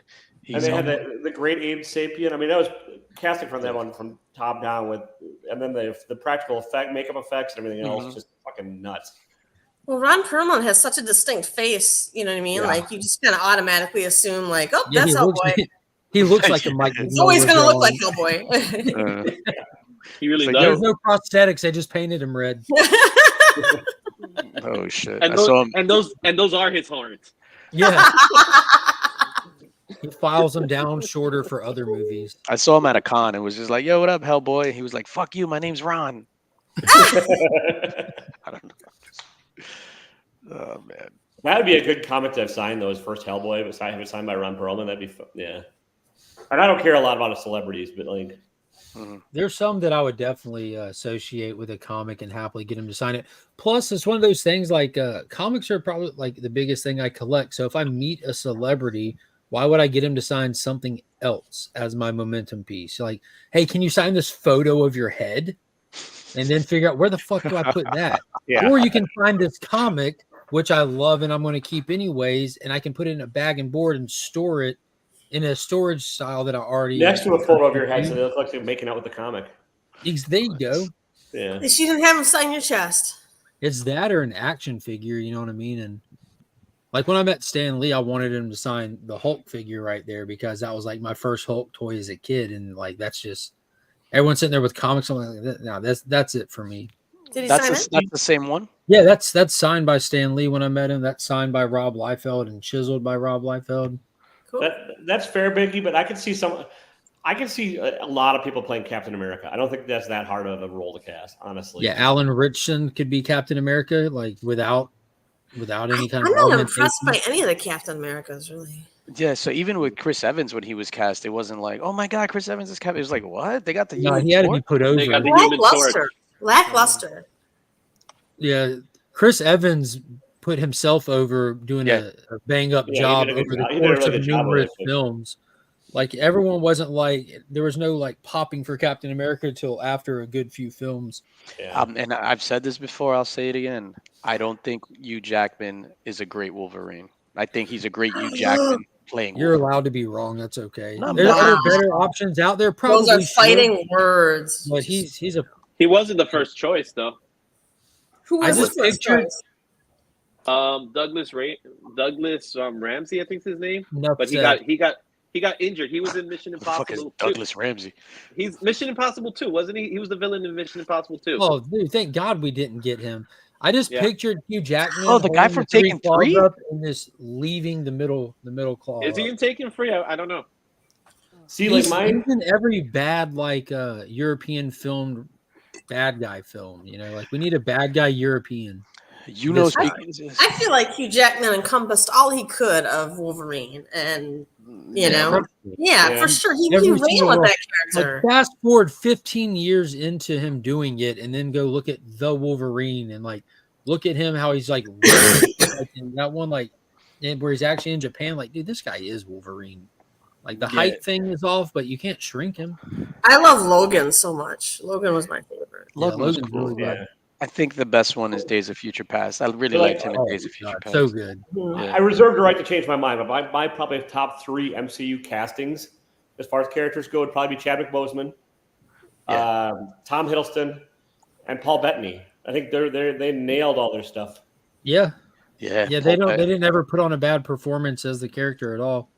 And they elevated the characters, you know what I mean? Like, and every time they were on screen. Like, I think Thor's replaceable, and I love Thor. Thor's one of my favorite comic book characters of all time, but I think you can get somebody else to play Thor. And I think thanks to Taika Waititi.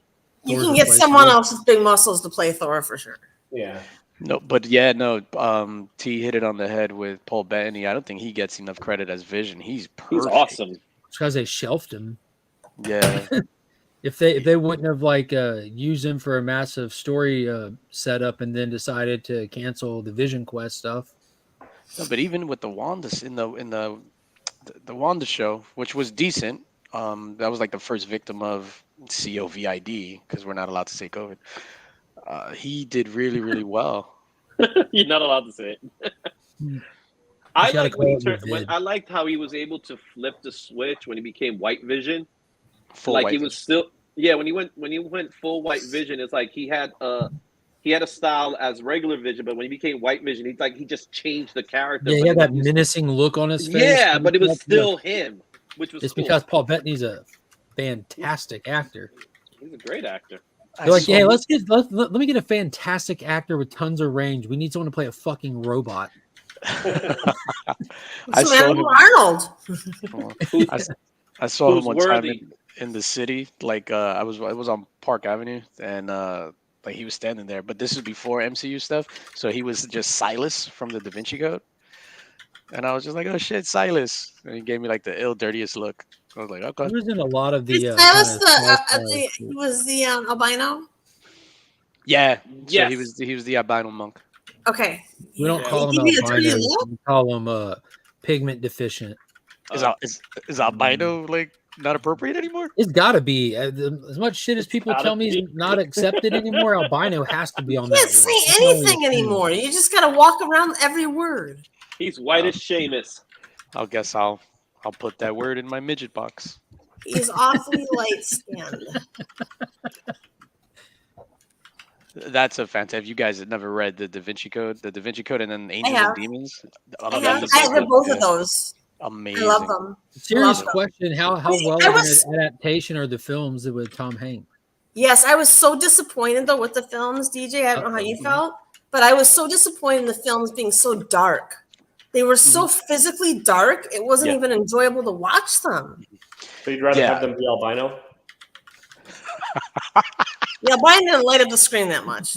Yeah, I was about to mention that how Paul Bettany for me was always like that B movie horror actor, like with Priest and Legion. Both of those are Yeah. fantastically fun films.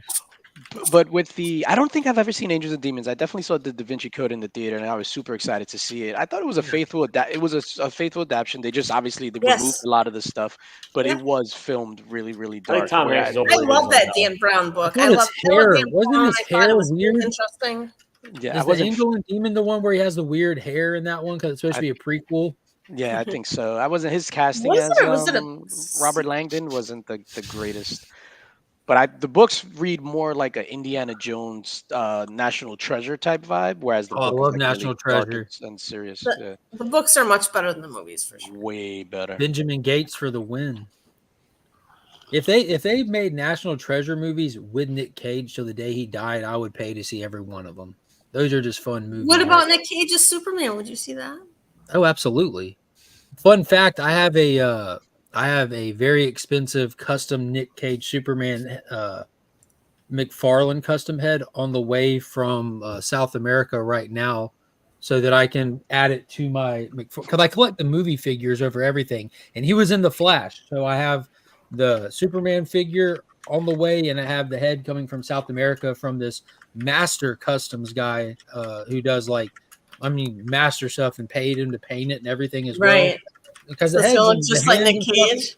they just pop off. It's just a little ball and socket joints. Just pop it off, slap the Nick Cage head on it, and put it on my shelf. Does the 'Cause Nick I've been Cage aware head of have, that. does it have long hair or the short Yeah. hair? Yeah, no, it's long the Nick hair? Cage from the Superman. It even has like a slight, like his eyes aren't lit up red, but you can still see like the residual red from where he just turned off his heat vision, like in the movie where he was fighting the Thanagarian snare spider, and then he stopped and it zoomed in on him and his eyes faded down. So it's like straight ripped from the movie. Like it's fantastic. That sounds cool. I feel like I'm like fucking. Hey, I met this guy. I met that guy. I ever tell you a story about Nicolas Cage? Tell us more. No. I had to tell the story. I mean, this was a long time Yeah, keep ago. name dropping. We're loving this. Yeah. I live in New York. I'm pretty sure Izzy sees a bunch of celebrities every day too. CB Cebulski this week. You said celebrities, bro. I know who that is. So. It's an editor at Marvel. He's the editor in chief in Marvel. Oh Jesus! Oh, okay. Now I should know who he is. But I would have is a even letterer, I don't treated give a him shit. like Lenahidi in Game of Thrones. I just started shaming him like he's walking down the street. Who? Shame. Who did you see? Well, I said I would have treated him like Lenahidi in Game of Thrones when they cut her hair and sent her down the street. Shame. Yeah, just shame. The worst CGI ever. Like her head was like up here, and then like her neck was like, oh, this started. No, so this was a long time ago. So this had to be like 80, 86, 87, whatever. So we were in front of our house. Obviously, we lived in Brooklyn. We were in front of our house. My cousins came over to visit, and we were all kids playing. So we just made a song, and we were all singing this song. So then we didn't know they were filming a movie right next to us in this car garage. So whatever. So then we're just there talking shit, blah, blah. And then this woman comes over and she just starts talking to us. Turns out it was Maria Conchita Alonso from The Running Man and a bunch of 80s action movies. I loved her from Running Man. I know who you're talking about. Yeah, so she comes in and she starts talking to us, and we have no idea who she is, and we're just like, whatever, we're kids. So then Nicolas Cage comes over, and he's like, comes over, and he's just like, oh, that's really cool, sing your song, blah blah. So we start, and we're like, yeah, yeah, whatever. Then my brother, who I think was 12 or 13 at the time, he got his autograph, even though we've never heard of this guy. So he gets his autograph. He still has it. So he was showing it when I was in Florida last week when we were talking about the story. Anyway, it turns out, yeah, it was Nicolas Cage, and they were filming Vampire's Kiss. I was about to say, like, did y'all know him from the vampire movie, or did y'all not know him at all? No, they were filming Vampire's Kiss, and there's a scene. My dad is in the movie, so there's like an overhead shot of the garage, and my dad is just like walking, and then the director made him give my neighbor 5. So they're like walking, and they just slap 5. Like that's what humans do, right? Just walk down the street. Hey, you're from the hood. Just slap 5 mid conversation. Especially in New York, y'all got that northern hospitality. That's a thing, isn't it? Yeah, absolutely. Yo, New York's get a Y'all better are right. New York Midwest got a better. hospitality. Yo, we'll fight you trying to make you comfortable. What? You don't feel it? What? You don't like the seat? You want? I bet you this cornbread. Take it. You want Take a it. cushion?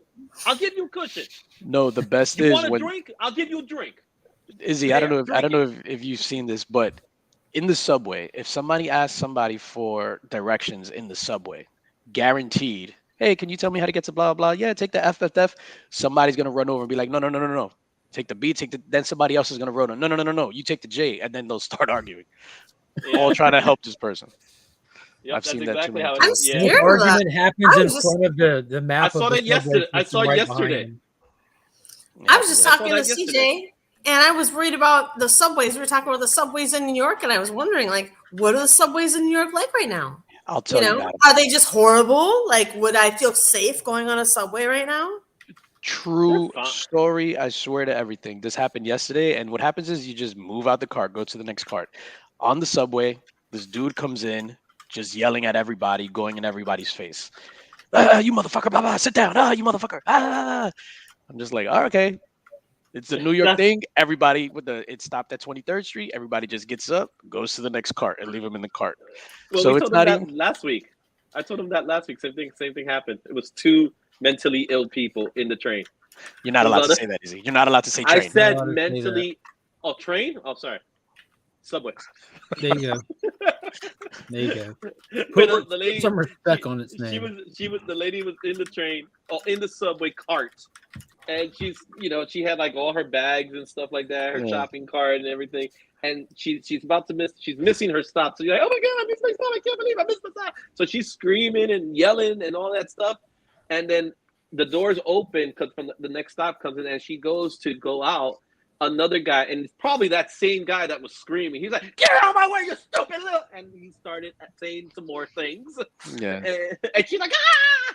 Runs out, and then he just goes into the train, starts screaming at everybody, and then walks out again. And we were just like, "Oh well, on to the next stop." Yeah. So if you're not from New York, or if you're like, it's a shell shock to see that. So if you ride the subway for a week, you're guaranteed to see, like, obviously arguing, people screaming and stuff like that, somebody naked, boobs, giant piles of human excrement, and you just somebody urinating. Yeah, or you just taking keep a it dump. moving.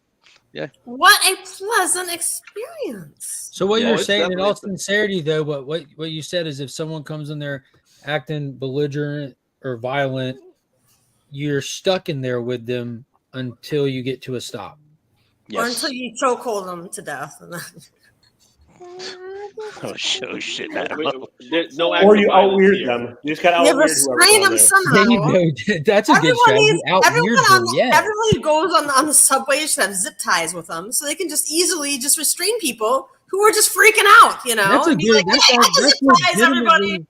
That's legitimately not a bad idea. If you have a place that's so out of control that you don't have any manner to like approach the problem and deter the people or anything like that, and you leave it to citizens to be stuck in moving metal cars with unpredictable crazy people, or what it is, subway people, there should be a bag of freaking zip ties for people to just tie them down, just leave them right there where they can't harm anybody. Like, So Now the new thing with the new subways that they're introducing is did you see them? That they're open from the end all the way to the It's front. C There's no train. door in between the cars. Yeah, it's one car, which I don't like the idea because I don't like you it. know about because the The homeless smell, yeah, the smell. people. Like if you The smell goes through. Some if you're- not all cars are created the No, same smell. some of This those is- homeless people are they're funky. unhoused, Izzy. They're unhoused. Like Oh, you're- no, I thought we those determined they're called subway people.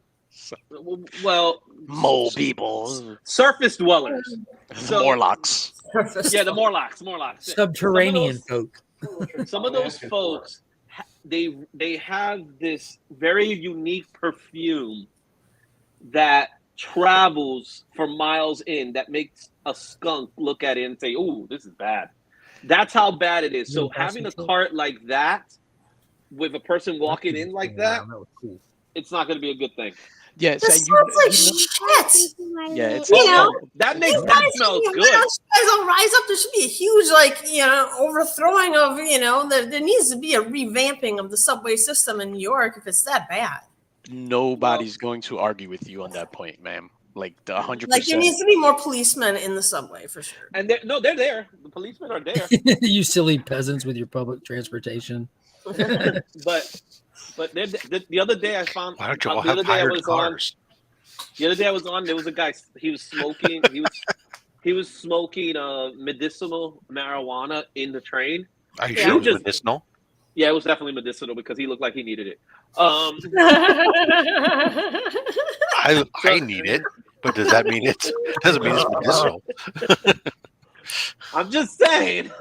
So he's there. He's standing. He's like, and it's just a cloud of smoke, right? And then I'm pissed. I was actually pissed because that does affect you. So I'm like, I can't believe this dude. And then and the next stop comes, the police officers are there, and I just go to the police. I'm like, yeah, I shouted him out. And the police comes up to him and they take you fucking rat.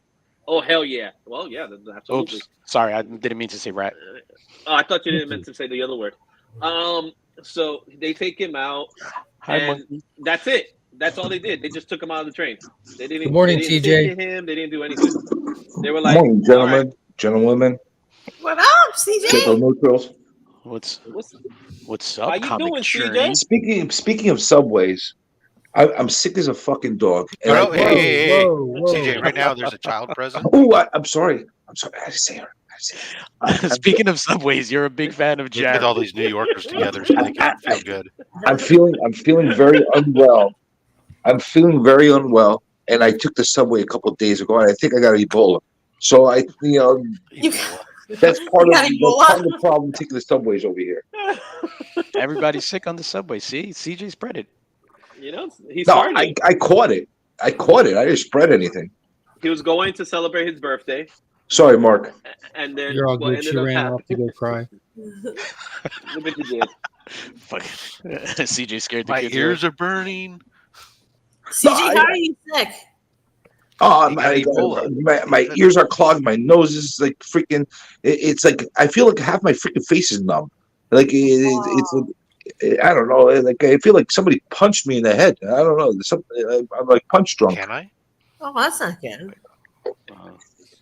You didn't get it on Only Slaps, did you? That's what happens when you lick the poles in the subway. Oh, Esteban says That's what you happens can when you laugh Lick for the you. poles. Who's licking the poles? CJ, Yeah, well, Esteban said he's glad that he moved down to Florida. It was dangerous in NYC. He had been robbed, beat up, and he's been cut up in NYC. Listen, But you're not supposed to self-inflict yourself that way.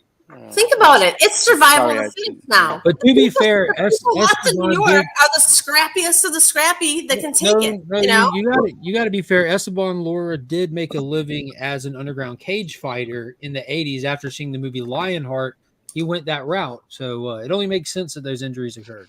Okay. Listen, in all honesty, if you're going during like the more busy hours during the subway, yeah, it sucks because you're congested, like sardines in a can and stuff like that. But it's not as dangerous if you're like going like 11, 12 o'clock at night and after on the subways. You get to see some real special stuff over there. Mm-hmm. Oh, I I'd So like to see all that stuff, man. Not any Isn't that any where time all of the day. homeless would go to sleep or whatever? Would be in the The subway? homeless, the Oh, homeless are making you their see them home. all over there, like day and night. They're like sleeping all over the freaking place. You're like tripping over them.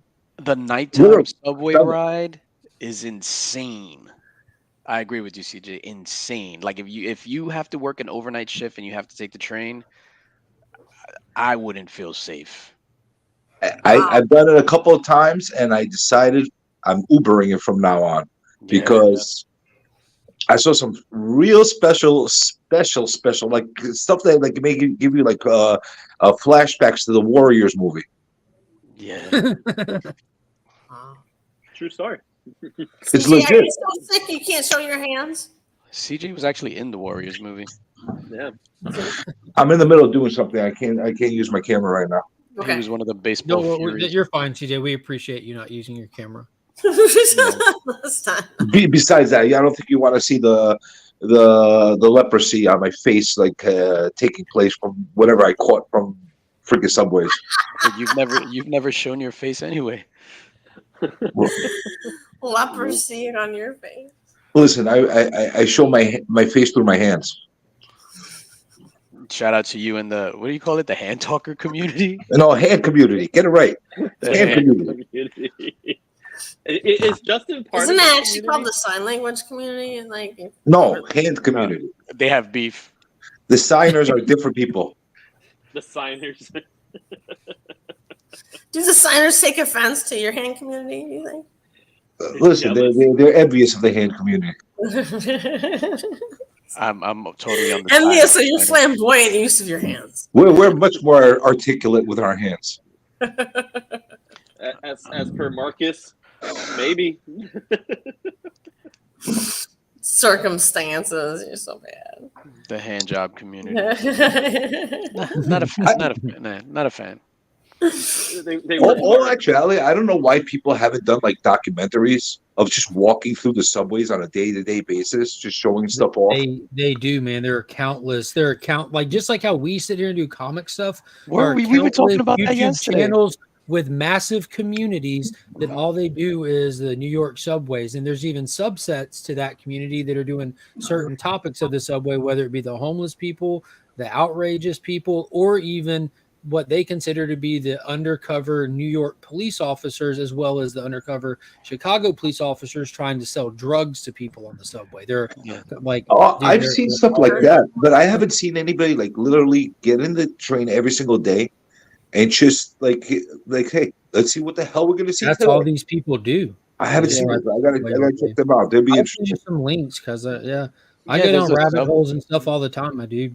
There's the subway. There's people that go to like the projects. There's people that go to the most dangerous neighborhoods in the world on YouTube. Like literally just go to like the hood, and they have huge followings.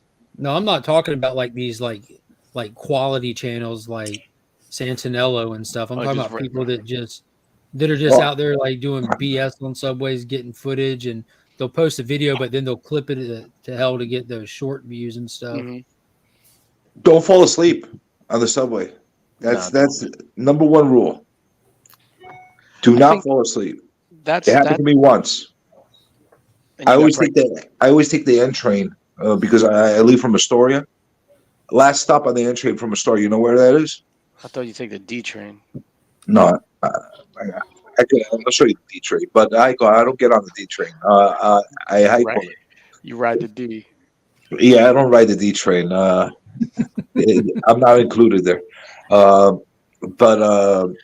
the last stop on the N train or W, whatever you want to call it, is Coney Island.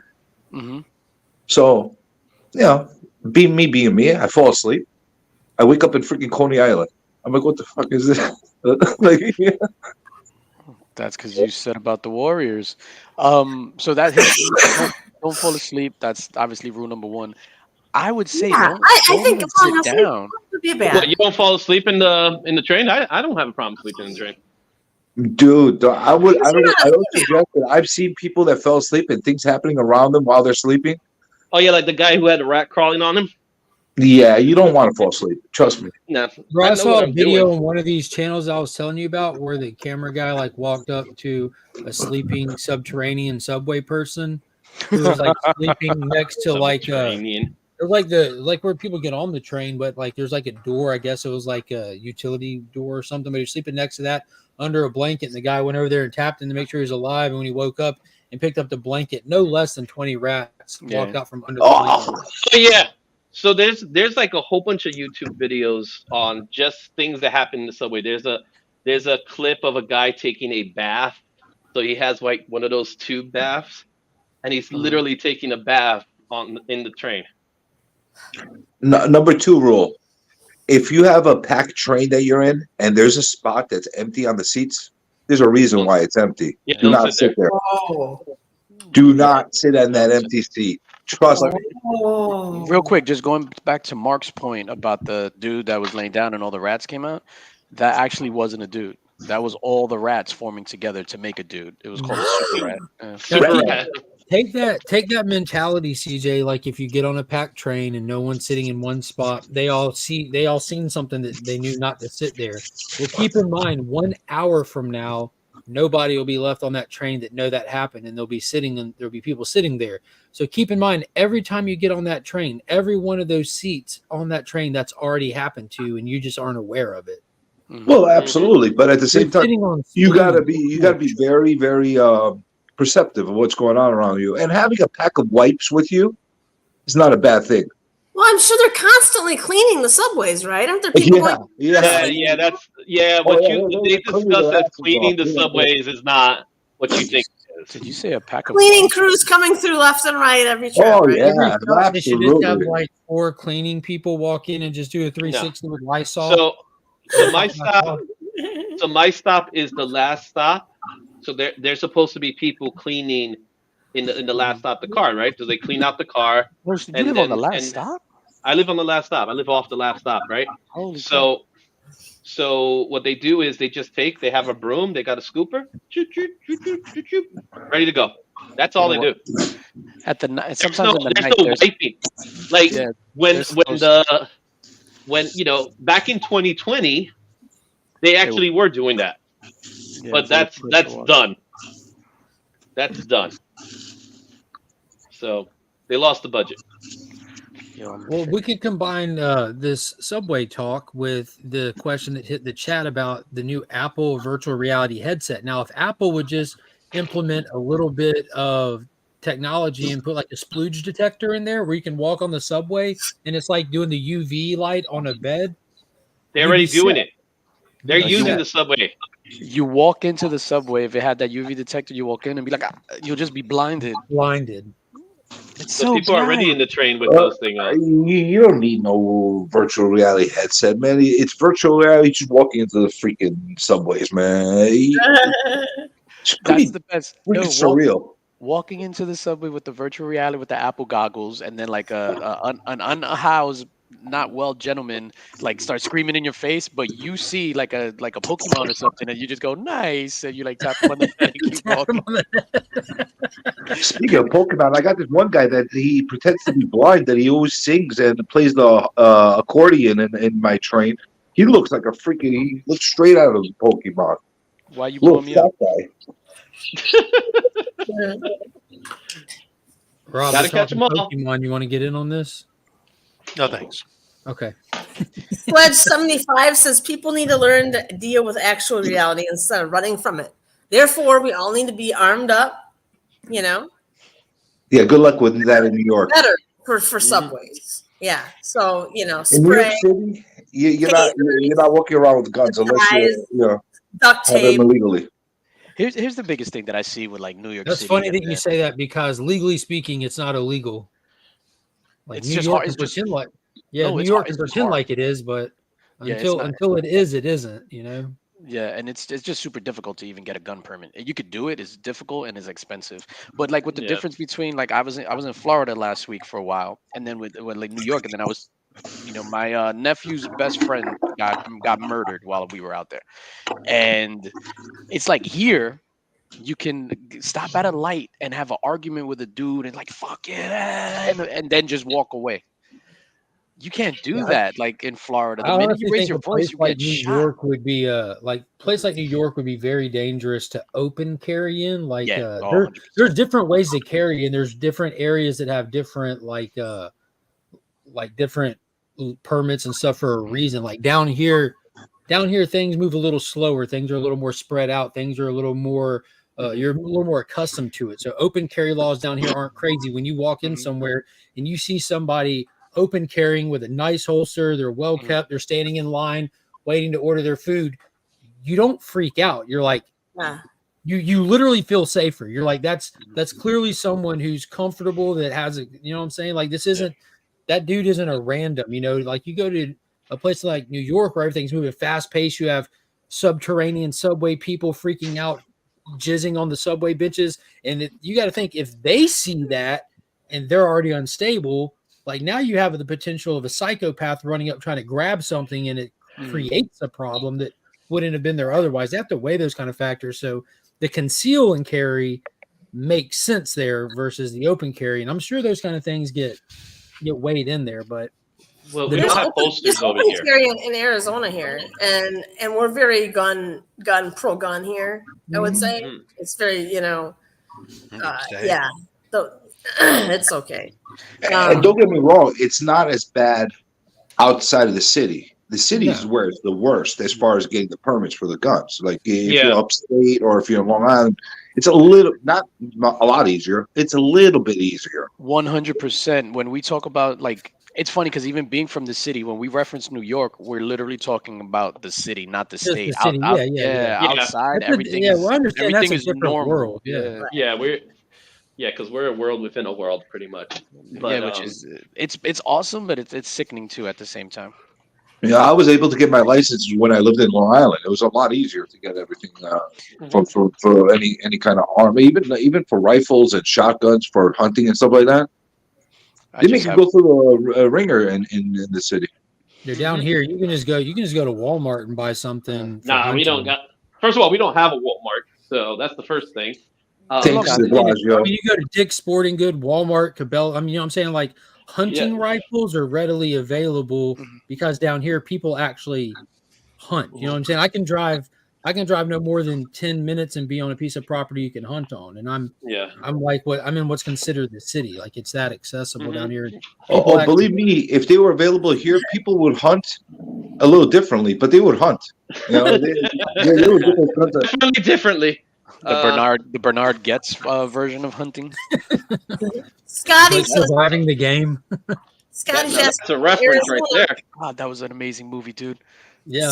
Scotty's asking me, Arizona, are you near Bill Comics Mag Musings? He's in Phoenix. What's that? I don't know that guy. He's a YouTuber. Comic Mag Musings. Yeah. I will say this much: even though we get a lot of shootings here in New York, right there. We don't have those special kind of nuts that go on shooting sprees. I wonder why that's the case. There's so many crazies who are going to take him down no matter what right away. No one's going to sit around and be like, "We're too scared." New Yorkers are going to rise up and be like. I think the difference, we do have it, but I think here it's not as openly announced as it is when it happens in the school or something like that. But I'm not trying to say much. That's not even what I'm talking about. I'm talking about like these guys that just go on a spree and they just go chasing people. Yeah, that's the guys who go, like mailmans. Trying not to say the term. But going postal? Yeah, I guess you could say that. But yeah. But I don't hear those stories as much because unfortunately it's not much of a story, if that makes sense. Well, the thing is, if the mailman over here gets out of place, he or she's going to get their ass kicked for messing around with our mail. So they don't mess around with that. Well, I lived in Chicago for a decade and I never felt the urge to have anything on me. Yeah, but it's one of those things where it's like Chicago, it's just like Philadelphia. It's changed a lot in the past few years, but it's really like in certain. I mean, it gets a bad rap, but most of Chicago is fine. It's just Chip's there. You know what I'm saying? And Chip kind of points that out. Chip is in an affluent suburb about an hour and a half north. Well, I'm saying like he goes there, but he's pointed out and talked about how it's like there's areas that are really bad, and I think it's like that in most cities. So like the bigger cities, those little areas that like things kind of congregate in, or kind of bigger congregations of The things. difference is Oakland, where there's a small spot. But I mean, I used to. The rest of the city is off limits. I used to have to go through those neighborhoods to get to and from work and school and stuff, and it's still fine. It's just Christopher Nolan thought it was safe enough to shoot an entire movie trilogy there not long ago. You know. Yeah, it's fine. Well, see, this is the thing that makes New York a little different. I'll tell you what makes links.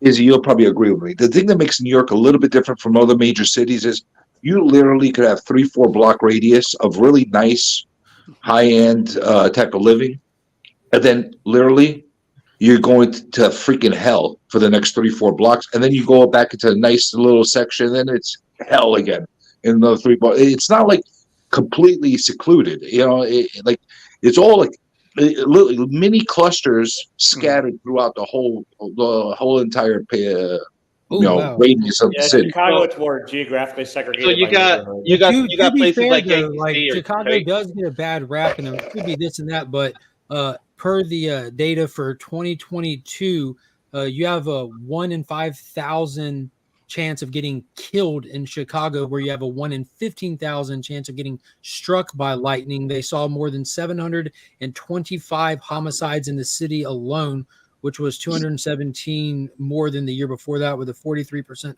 uptick. So Chicago would be popping. That's when my cousin moved from Chicago, moved his family from Chicago down to Florida. But because it was just too dangerous. To Izzy's point, yeah, that's exactly how it. I mean, Journey's point, that's exactly how it is about the mini clusters. Like, for example, I live in Bushwick, Brooklyn, which a couple of years ago was like the hottest neighborhood in the country as far as like people moving here and this and that, blah blah, the gentrification. Yeah. Literally, you walk what it is like 4 blocks that way it's called Broadway. That's where East New York starts. It's like a completely different world. Oh, East New York. I'll give you one up. If you go to Yankee Stadium. Yankee Stadium is a perfect example, right? You go to Yankee Stadium, only Yankee Stadium is the spot that's fine. Literally a block away, which is not a long block, mind you, that's where it's hot.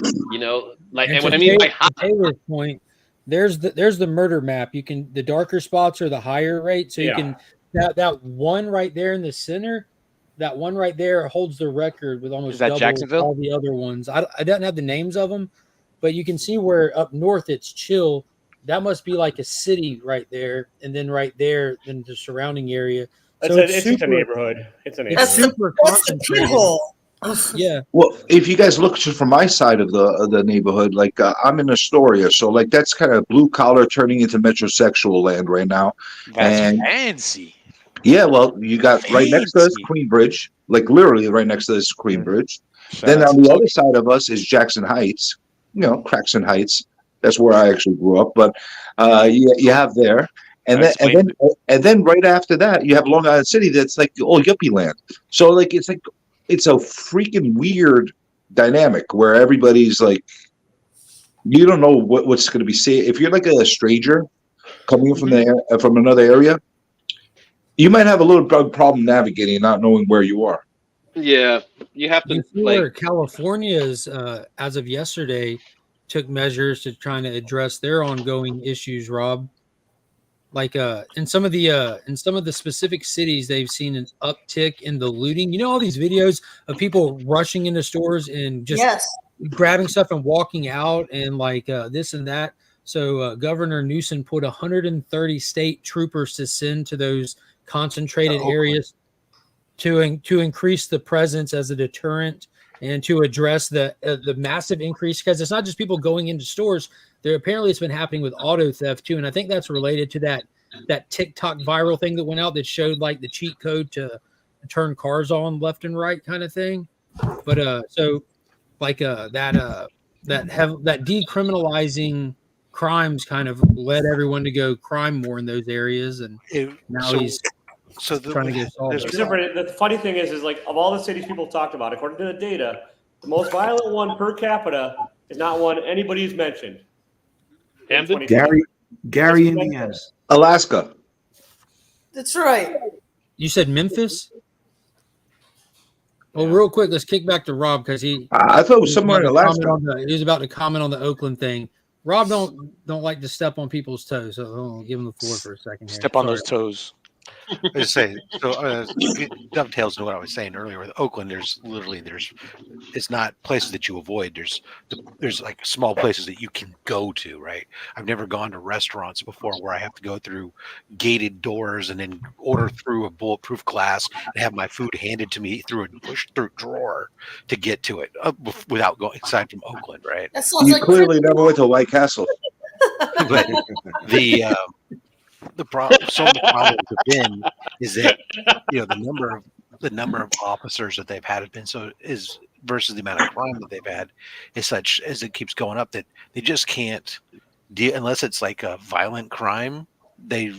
It can't get prioritized. So theft items that aren't where there's somebody's not being hurt get down priority and just don't get focused on. So therefore, that just emboldens the criminals and becomes. Yeah, and that's unfortunate language because people aren't getting physically hurt in the moment, but they are most certainly being harmed financially and other. Yeah, right. their way of life. Businesses are leaving. I mean, you had, recently an In-N-Out Burger in Oakland shut down by the airport because they're like. I want to deal with it. You had big box shops are shutting down. Kaiser Permanente, which is a big medical company hospital firm advised its employees not to leave the building for lunch to go out into the town and stuff because it's not safe. And shout out to Bearded Comic Bro real quick, changing the name of the channel to Legion of Crime. This is actually all segueing to cities that can use Batman.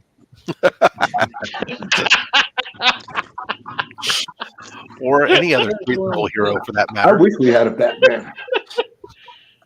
No, if we had a Batman, he'll be gone. Yeah, he'd be like, I quit. It'll be like I'm out. It'll be like Arrow. You failed this. If we had a Batman here, the social media would destroy him by saying he's too toxic masculine. Well, that's what. But that's what. Spider-Man is, right? He does have white privilege. Oh no, you If there were really a Batman, you have failed this city. Yeah, I know. How long do you think Batman would last before being murdered? 2 weeks. 5 minutes. Ask Phoenix Jones.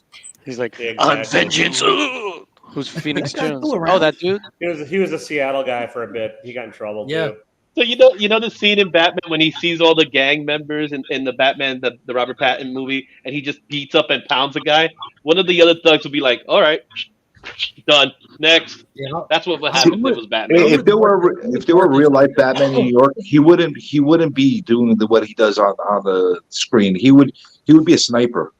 I'm with Marcus on this. He would snipe all the crooks from far away, and then he'd go and throw a bat on them or something. Thing, but then people who want to pretend they're masculine actually whining about it. Phoenix Jones also was arrested in 2020 for selling meth. I didn't hear that last comment. What happened? Was something masculine whining about what? No, Marcus's comment. I'm like with him on this paradox, like how like we're in a culture like where pieces of it like to call out things as toxic masculinity, and then the response to that is either people who fancy themselves as masculine complaining about it, and then probably the people that are not, then the people that are just not caring because they are. You know what I mean? It's kind of like a paradox there. Well, you can't avoid it being in a city like the one we are. It's always in the news in the headlines. Mm-hmm. Batman was in Chicago for like 10 years shooting a documentary, and it didn't do anything to help. Shout out to Christopher Nolan. I was trying to convince Journeys to become like some sort of mass crime fighter and throw gyros at criminals. Heroes. Oh, hi, Nick. I got a special Tzatziki gun. Hey, take it easy. Looking all handsome over there with your glasses.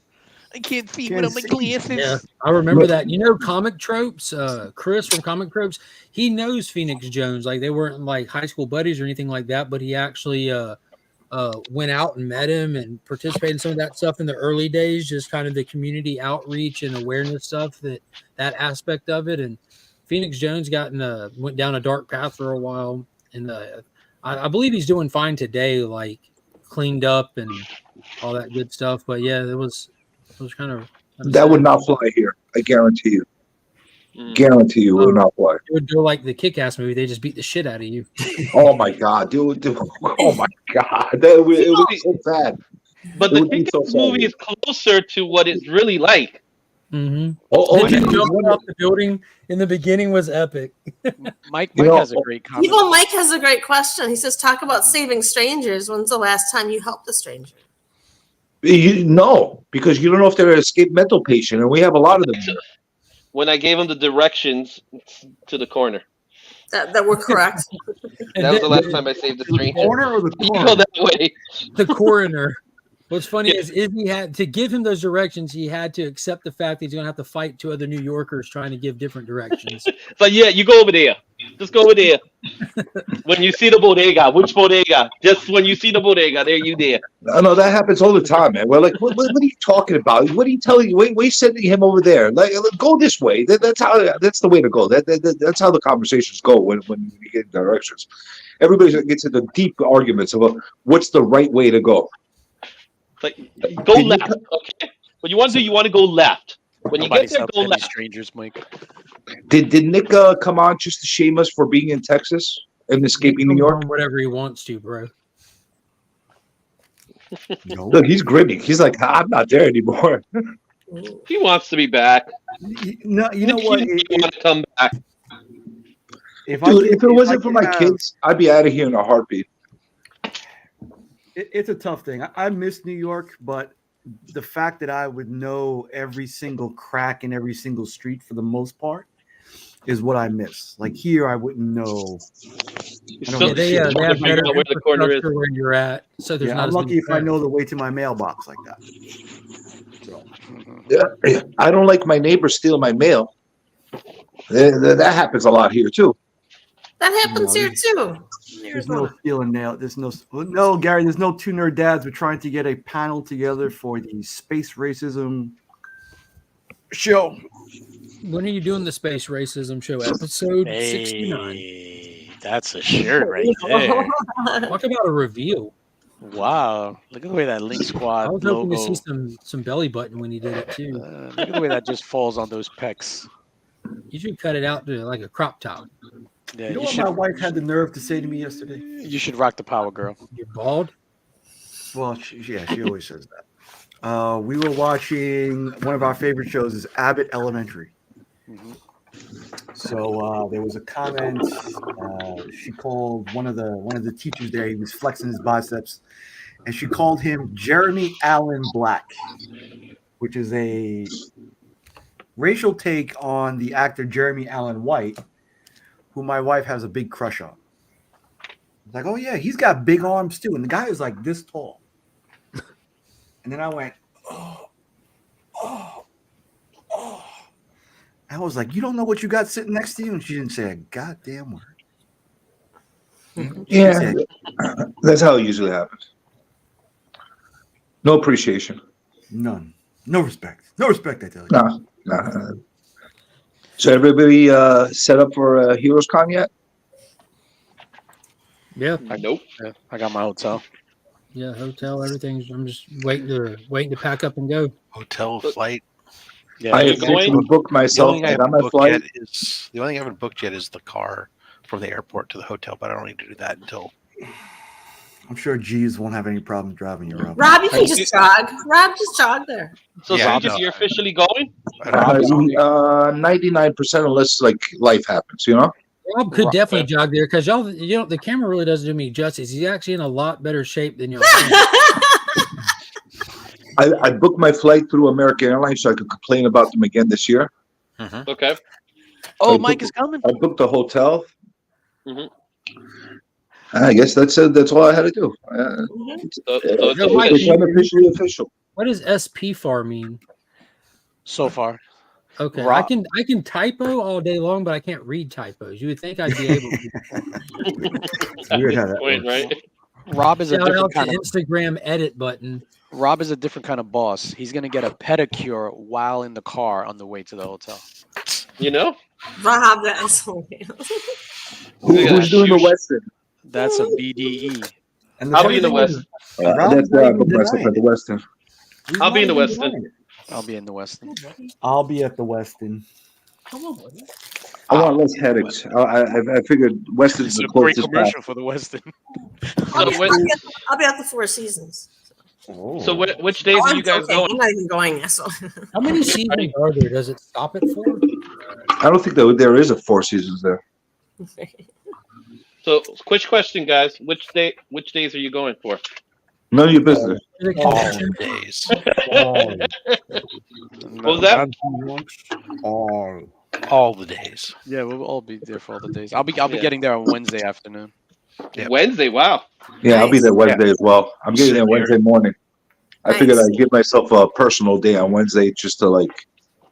That means he's going to the strip club. For those that don't know, This is time for Nick to like count his money to like figure out how much time you know he can actually spend on each thing. And No, I just wanted like I need myself some like decompressing time, so I figured I'd go there a day early just to like give myself a day to myself, like with no chaos, no nothing.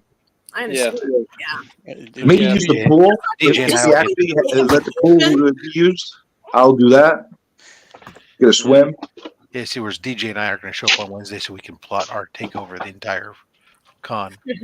y'all can get there on Wednesday, so y'all can wait for me to get there for 12 hours. Good idea. Well, guys wanna grab dinner that night? if I don't get there Wednesday, then I waited till Thursday. I wouldn't get there until like 3 o'clock, 4 o'clock in the afternoon because I have to fly across the country. So Yeah, I'm waiting for the. Like I said, if you guys want to grab dinner You're that night, so let me know. exhausted after traveling that you always need a day like at the end. You can't roll back right into work. You know what I mean? You're well, when always I come home, exhausted so now. that was it. So when I come home on Monday, I leave on Monday to come home. Mhm. Tuesday, I'm taking the day off, and then See, good. Wednesday is Juneteenth, and so we're off that day. So I actually have 2 days after I get back from the con before I have to go back to work. Now, I'll go back to work. It's only Thursday, Friday, and then so it's a 2-day work week. Then back to the weekend before I'm back up to speed again for a full week. Yeah. Vacation plan. You didn't know about Juneteenth. You forgot about Juneteenth, didn't you? I forgot about it. I forgot about it. Thank you. Holy crap! I had requested it off, and then I realized I said, "Oh, that's a vacation. That's a holiday, company holiday. I don't have to take the burn up PTO day there." The only thing I don't like about the way they set up Heroes Con every year is the fact that it falls on Father's Day.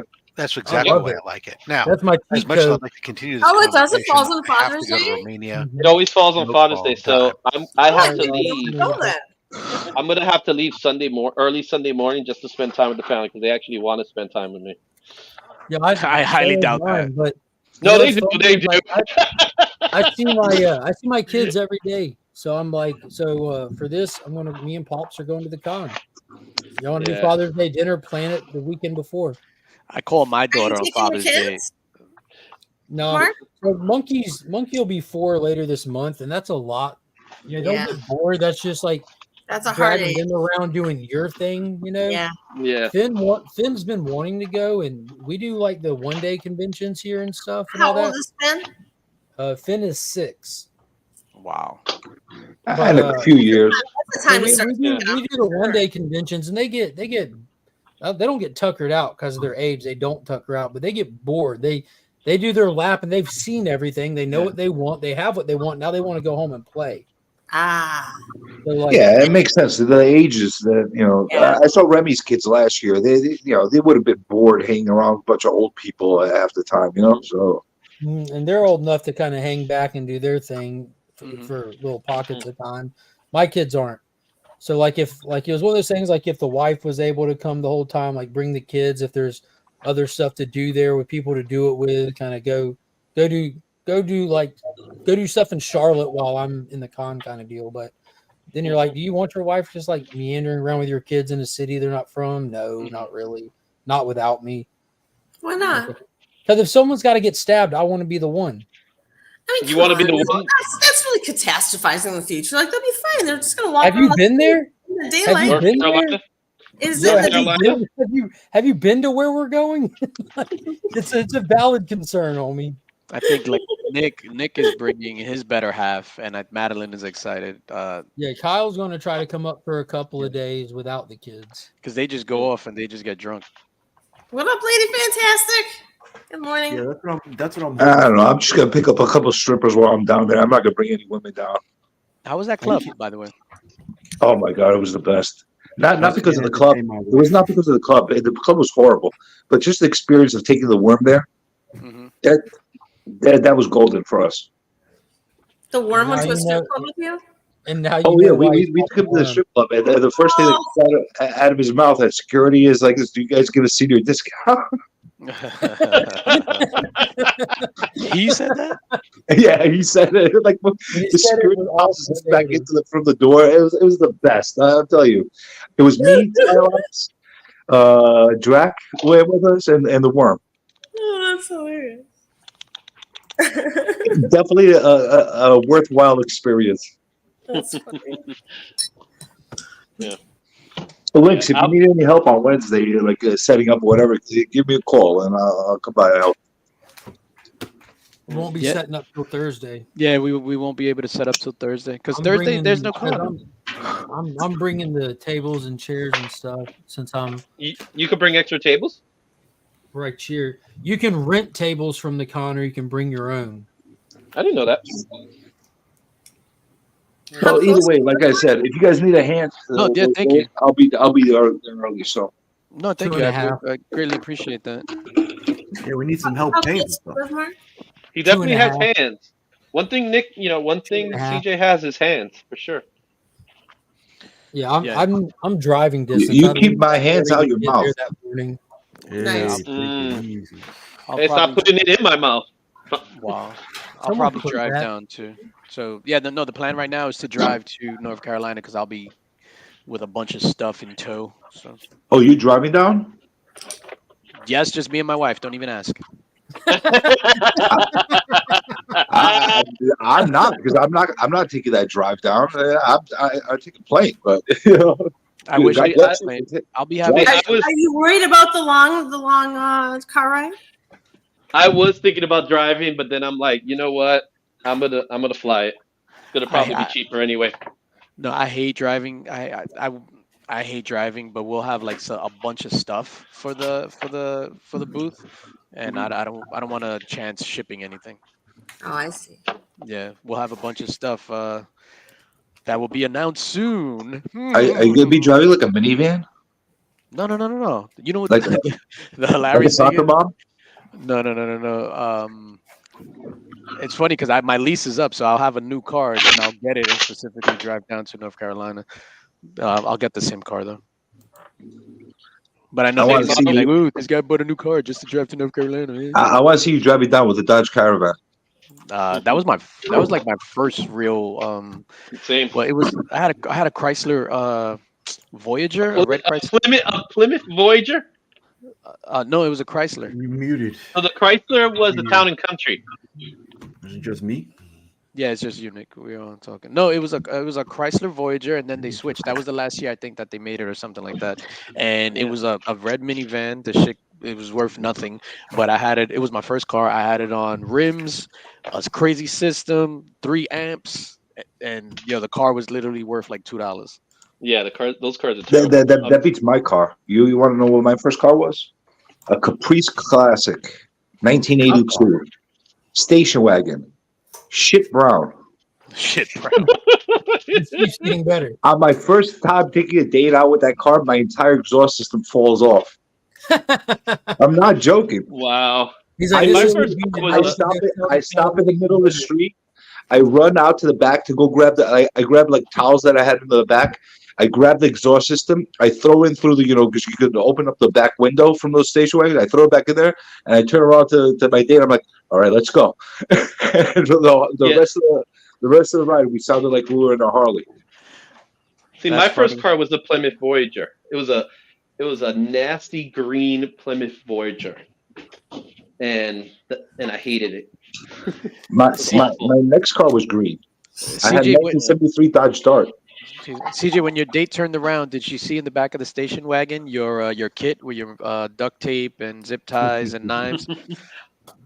No, I securely. I'm very cautious with how I contain my passengers. She wasn't aware of anything. Nice. Yo, seeing Rob and being on the stream because I feel like I've been busy. I haven't been on in a while. Obviously, you guys know I've been on my stupid health stuff. I actually just ordered a corn muffin and a coffee for the first time in like 6 months. Toasted. Toasted with butter. Oh, Coffee look light at and that. sweet. So I was like, If yo, you I'm don't gonna know eat now, it. you know. That Why gonna would you eat- put toast and butter in a coffee? Toasted with butter. What? Actually, people do put butter in coffee. ugh. Yeah, People subtly put all creepy. kinds of stuff in. They put honey in coffee. Yeah. Honey? The simplicity of a corn muffin with butter is very Oh, underrated. it's the best. It's the best type of muffin. I don't know about the best kind of muffin, but What's your it's a favorite good muffin. muffin? What's your favorite muffin? Cranberry orange muffin. We'll talk about that off air about my favorite muffins. Nick said cranberry. The only answer was vagina. I'm like looking out the window. Honey on it. Yo, so this is a dumbass story. So I had a meeting with one of my subordinates yesterday to go over his goals for the year. So I was looking at his calendar in Salesforce, like to plan the meeting, and it was like on Friday, he had on his calendar watch Honey. So then I'm like, I don't want to say his name, but I was just like, hey, I saw on your calendar watch Honey. Are you referring to the Jessica Alba film? Like, why would you put that on your calendar? He was like, he got so embarrassed. He was like, no, I gotta watch my mom's dog. His name is Honey. I was just like, have you ever seen the Jessica? And we just had a whole fucking conversation about the Jessica Alba film. So now he's gonna actually watch Honey. He To looked kiss it your up. ass. He's gonna watch. He's gonna watch Honey just to kiss your ass. Like I watched it. So what's my evaluation score again? So is that how you get links points at work? Watch Honey. I am the most easygoing boss ever, except when I'm not. So I have like two I have like two modes: easygoing, and then I could be a prick. All right, everybody. Hide your kickstand. Oh, Well, look at it. It's Gary B, the casual comic guy. Monkey, What? get out, Just running around, so get out of here, monkey. Let me let him down. Get out of here, monkey. We need to talk about Martin. you know, a fun fact, DJ Martin's based on Nick's Kicks and Comics. Now it makes sense. Nah. When I was reading it, that's who I pictured in my mind. She raised her hips up, letting Martin's. Is it Nick's purple head's turning bone? red. Martin turning purple. began moaning. Nick's dome's turning purple. I'll tell you, I got my copy yesterday, and I started reading. You're making me freaking blush with that book. That's something to say. If only we could see that. Just see That's what that book called for. Well, you want to see me blushing? No, you don't want to see that. you can't. We are gonna see your hands blushing. No, we're gonna do I wanted to jump on though because I wanted to really individually thank Mark and DJ for all the promo they've done for this book since it came out. You guys have been complete champions for it. We ran Thank you very much. I'll tell you, Gary, we ran an You're very welcome. unpaid but very planned aggressive marketing campaign for you. It's had a great launch because him and I talked about that randomly leading into it. We knew what we were doing. Yeah, I think it's one of those things where you support the community so much, it's only right to support you in kind. It's just the right thing to do. It just so happens that the book is really good. I'm glad it wasn't. Well, shit. I appreciate that. It's scary putting something out there for the whole public to view, you know? Well, I think right now we should unofficially change your tag into "Grown Together" instead of "Grow Together." Now, that might get stolen too. Mark's already started hashtag Team Martin. We can start as many hashtags as dude. I am Team Martin. Like I aspire to be that guy now. Yeah, Martin. All right, my breakfast is arriving. I will see you guys tonight. You ain't want to say hey to Remy? Is there a Remy sighting? Remy Q is up, handsome. What's up? What's up, baby? I will see you all tonight on Fantastic swole together. 4/5 of the In the Mix crew here, and Gary will be joining us tonight, so I'll check you guys out tonight. All right, see you after your muffin. Lady Fantastic and Cliff did a hilarious reading on TNT. Lady Fantastic's hilarious. She Grown is. Together is live. Yeah, be sure that you catch In the Mix tonight when I'll be promoting my book.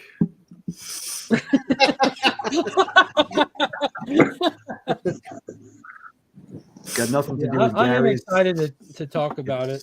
Specifically, to my own pick your brain about it. Want. Oh, I'm just glad you liked it, Mark. I think in all seriousness, everybody's like really excited for you and really want to see this thing have a life of its own.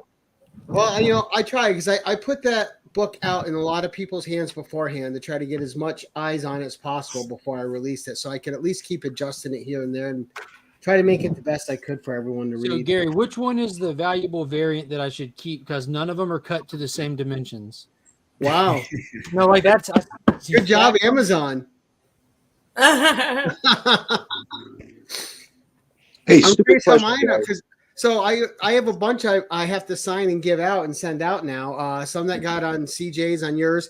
You guys all got yours within 2 to 3 days. They told me I'm not getting the 20 I have ordered aren't coming until between the 13th and the 18th. Well, Gary, I already told everybody that I lied.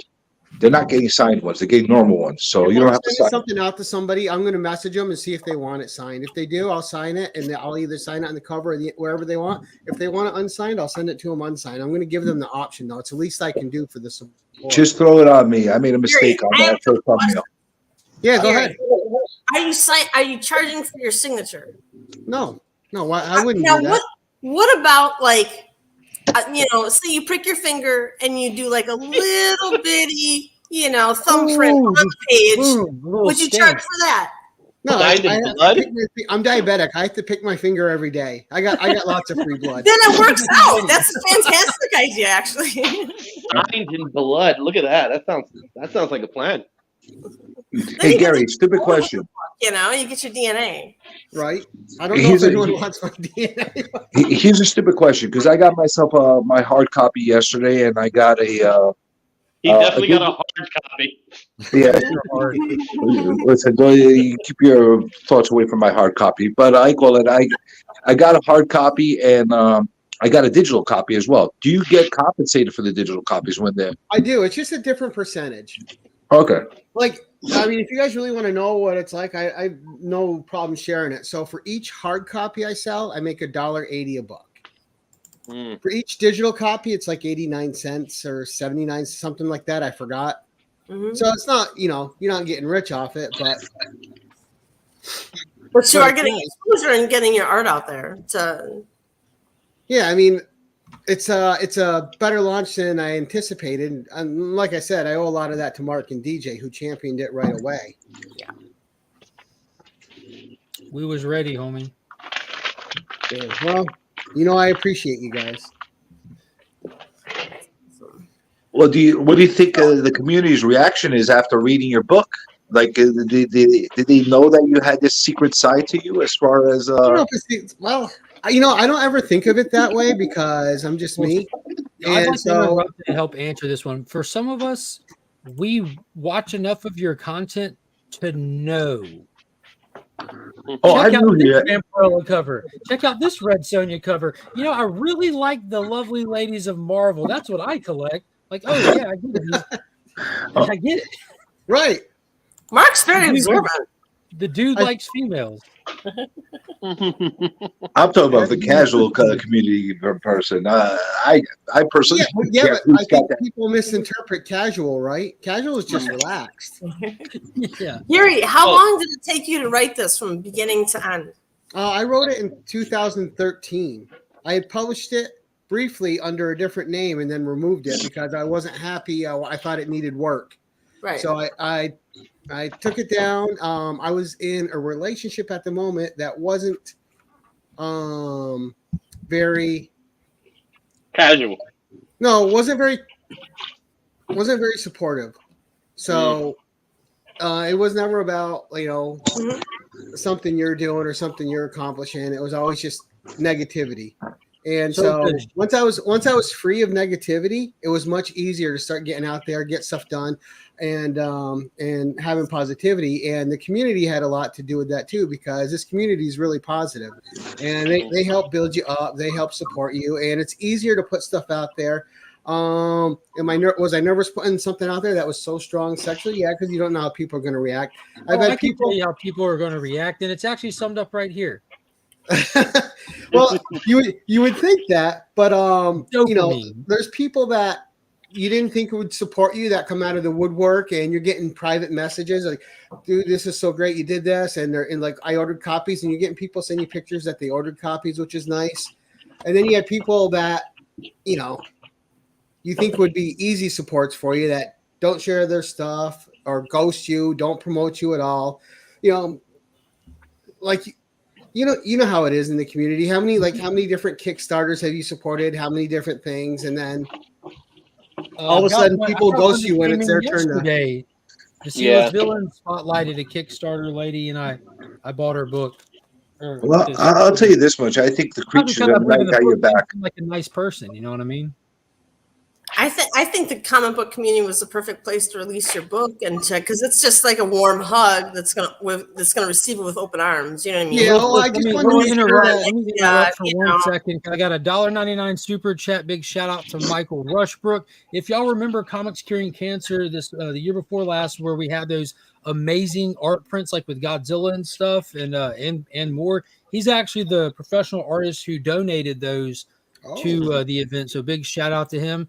And since he's definitely a Godzilla fan, we'll give him one of these.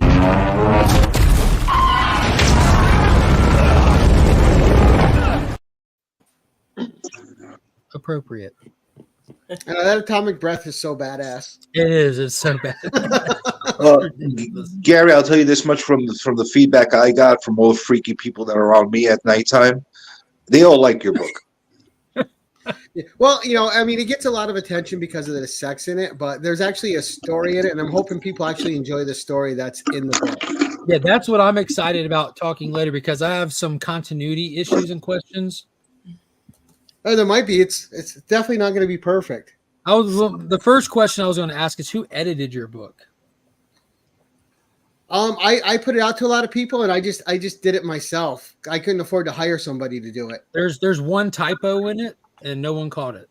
Damn. You know how many times? It's so tough to catch that when you're going through, because I fixed a bunch. Because you're reading it ahead of the words in your mind. Yeah. Well, and I even run it through Amazon has like an editor which is supposed to catch typos, and I even ran it through there a few times. Well, you probably fucked yours up calling the main character Alexa. Mark, will you call him out? Jeez. Well, you got. We're setting off all the Amazon stuff on all my devices now.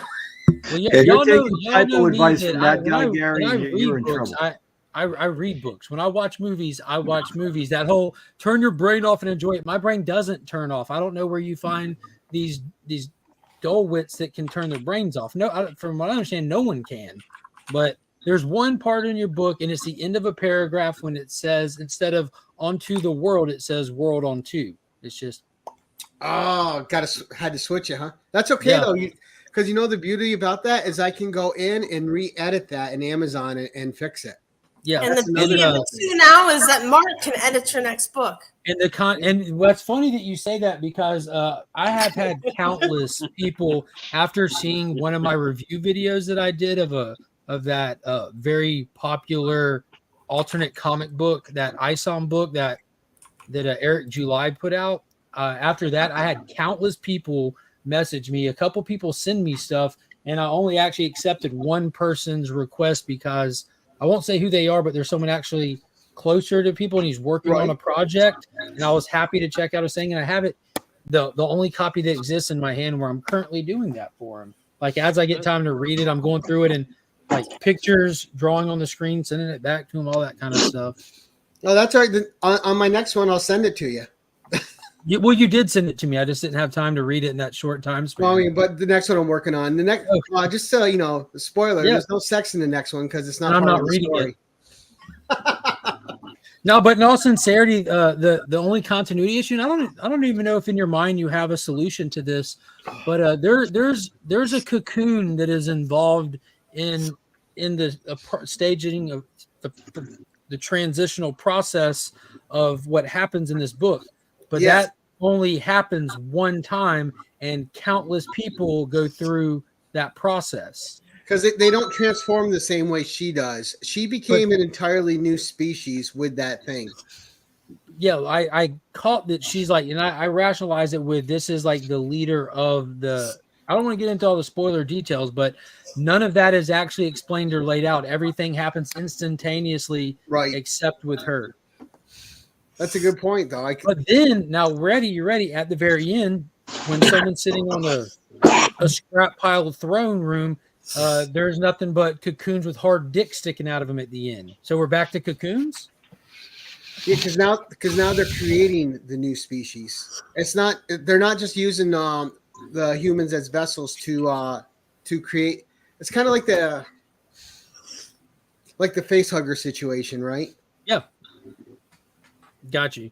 But yeah, there's just a little bit of that, like, but then again, like, because of it being 38 pages and the pacing, which I likened it to like an episode of Tales from the Crypt. You're going to get the points that matter to move. You're not getting all the. This isn't a 500-page novel. There's no Correct. reason to dive into all that. It's meant so to be some like of it you're going to have to read. look at, wonder, and be left wondering, and get to wonder, and that's part of the enjoyment of the shorter format. Right, and I thought the way It's like a teaser. Asked if there's going to be a sequel to it, and the ending doesn't leave it open for a sequel. I thought you pretty much know what's going to happen from the ending. Yeah, you can extrapolate how this is just a rinse and repeat wash every time someone else comes. Like And you're coming to a bigger and bigger problem. Everyone a question about the main character, Alexis, too. Like, I want everyone to think about how they pictured her, because I purposely didn't assign her an ethnicity or a skin tone so people could imagine her the way they want to. I imagined her Hispanic. That's how I wrote her. In my mind, she was Hispanic. Yeah, it seemed obvious. Well, I've gotten different replies from different people what they thought she looked like before she was. I imagine her as a hot chick. I imagined her as a Hispanic Madam Web, but not from Madam Web, from 50 Shades of Martin. There you go. Based on the cover, I imagine her as Demona. Poor Martin. He's just he does look like Demona. Martin's just a victim.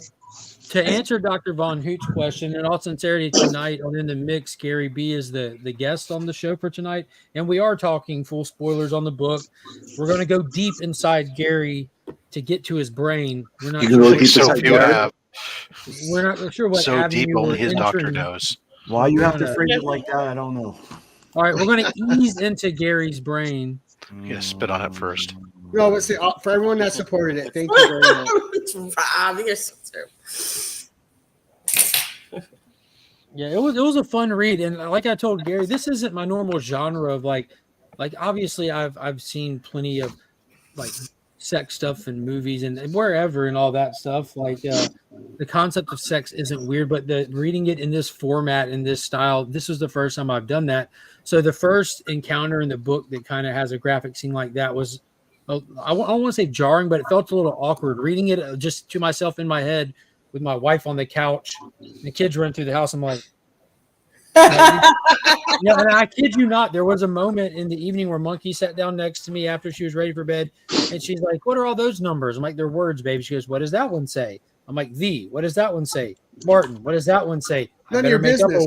I better make up a word now. You know what I'm saying? Like, but she was just having, because we read with our kids and stuff. So like, but after, at least there's no pictures. After getting through that first scene and kind of like getting like a better understanding of my environment, like the escapism kicked in because the pacing kicks in. Like it's really a nonstop, fast-paced story. You know what I mean? And that's what I want. And it's supposed to read like an anthology style story, because I want to release a bunch of shorts and then I want to compile them after into one volume. Gary, do you think that the advent of porn has really like squashed eroticism in fiction? You know what I mean? Advent of porn. Porn's been around for. I know, but you know what I'm saying? Like, I mean, well, I don't think there's I don't think there's a stigmatism around it anymore. I mean, you have things like OnlyFans, Pornhub, Yeah, they don't. People don't say whore Instagram. anymore. They say sex worker. Right, but they're I basically think everyone whore. knows what they're selling, right? So it's people are making livings off just having a good body and stripping. Where if they got it, good for them. But It's really not that much money, Gary. It's not fair for Gary. Nick's still hungry. nah, The real difference how they is make their money. That's not for me to judge. the real difference is the accessibility to all the porn stuff that's No, happening. don't get it wrong, Gary. You can judge all you want. It's just like it doesn't. It's not like our judgment matters. No matter if you're judging positively or negatively. I don't, because I know a lot of people spend a lot of time going, "Oh, she only makes her money because of this." Well, so if you could do that, you would too. If I can make dick money, I'd make dick money. Go buy a duck, and I would be living the high life, just like Tony. Evil has a good question. Gary, am I allowed to review or live read this? You're not allowed to live read it. Yeah. Actually, Cliff and Lady Fantastic are going to do a live read on her show. Okay. On her channel. Nice. And When's that happening? if you didn't catch it, You said her name. on TM Nerdy's show, Cliff and Caroline did read some of it live. Nice. But they asked my permission. I don't. You care. liked Cliff better than you liked me. You liked Cliff. Cliff was good. No, I liked you both. I put it out there to the public, so it is what it is, right? You're gonna have people that like it. You're gonna have people that hate it. You're gonna have people that see you in a different light, and you're gonna have people that distance themselves from you. It just is what it is. Well, shouldn't they give it a Awfully little more animated, time? so I Though? can imagine him being a great reader. Yeah, that's a good. CJ has like a time question. What about? I mean, people don't have to watch the content, so it'll be there for the people that have already read it. If you have one on the way and plan on reading it, you probably wouldn't watch that, right? Yeah, but it might cause sales of not happening if they're just putting it out there. At least now in the short term. I think it would increase sales. I think it's the opposite. I think after people hear them read it, they'd probably want. Yeah, after they were reading it on What's up, Lady TM, Fantastic? I sold not reading the whole story either. Heard them. You wouldn't be reading the whole story. You'll be reading a portion of it. Hold on, Caroline. Yeah, What's up? Well, they're going to do. I thought they were going to read the whole thing. Yeah, they're going. You plan on a complete read, right, Caroline? I read the whole fucking thing. No, I mean when you guys do the live Oh read. yes, because it would be one sitting. It's quick. It's I mean, it's. Gary, are there other pictures? Are there other pictures besides the cover inside the book? Actually, actually, Dracula wanted to do some drawings. Actual of it. Drac proposed doing interiors. Yeah, I was going to say, unfortunately, there's not, but there are plenty. There's a couple of blank pages on the back that I almost drew a dick on. Now, Mark, there's plenty of titties in there. Sure. Cliff's going to do the regular reading, and I'm going to be like the alien symbiont. All I'm saying is maybe a couple weeks before that happens might be a good idea just to let more sales happen. Yeah, CJ Hey, is just trying to increase what do I sales, know? Honestly, increase sales. Because then people want their own copy that are into it. There's just so many shimmer. There's a lot of juices. There's a lot of golden juices. I thought it was more of a mist. I pictured it more as like a mist. Not showers, but juices. Yeah. So, nectar like juices. I've tasted So in all seriousness, Gary. Is there a plan to do an audio version of it? No. Remy No? Q. I don't even know what that would entail. There was an audio version. Would you read it? Cliff's You doing actually it, can't do it. and I'm You helping. could do an audio version of it and then put it in Audible. That's actually normal. It requires Yeah, someone I'd have reading to the find book someone and then editing it. I think it would take more than you could have someone read it.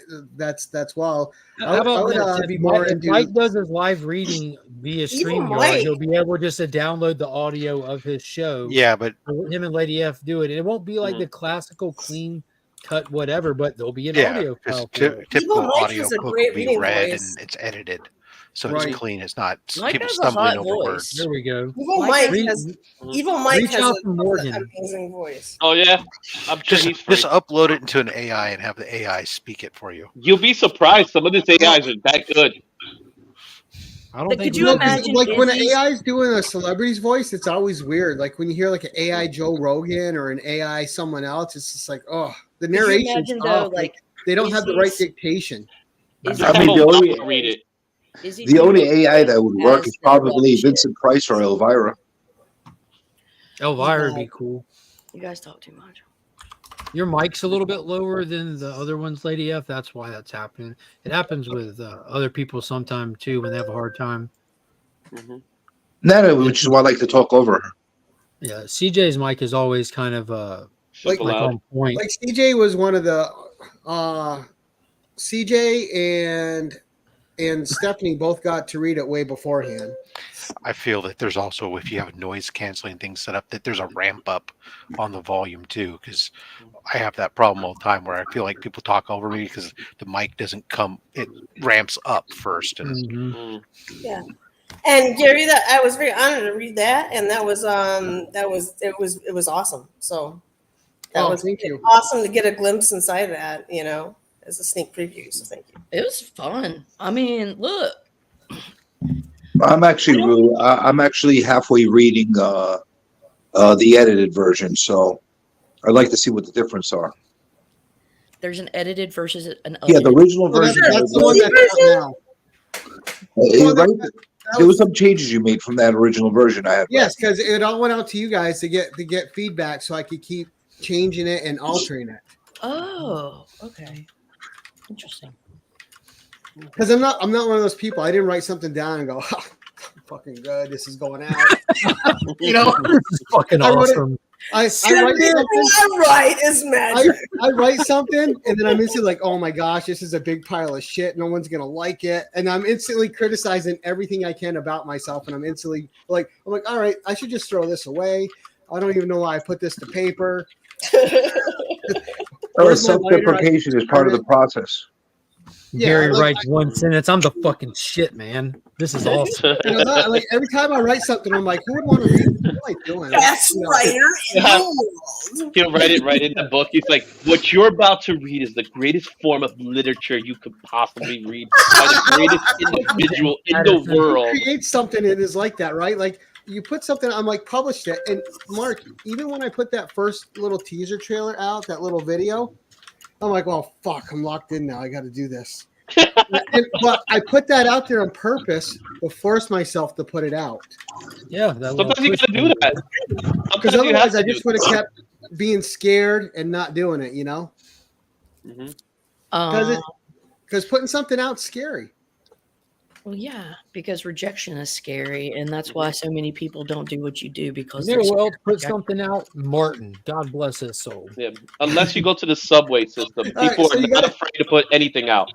So you got to tell me, Mark, why hashtag Team Martin? I don't know. I mean, there's a lot of Martin transformations. gets his world rocked. There's a lot of transformations that happen in this book, from Alexa being like a humble victim of herself and others to this dominating, commanding alpha. And then you have Martin, who goes from being like this short dick goober in her apartment to being this monster of a man with it hanging between his knees, purple dome and all. Shout out to Martin. I'm very on the Grown Together fan camp. I think that's the hashtag to go with on this one.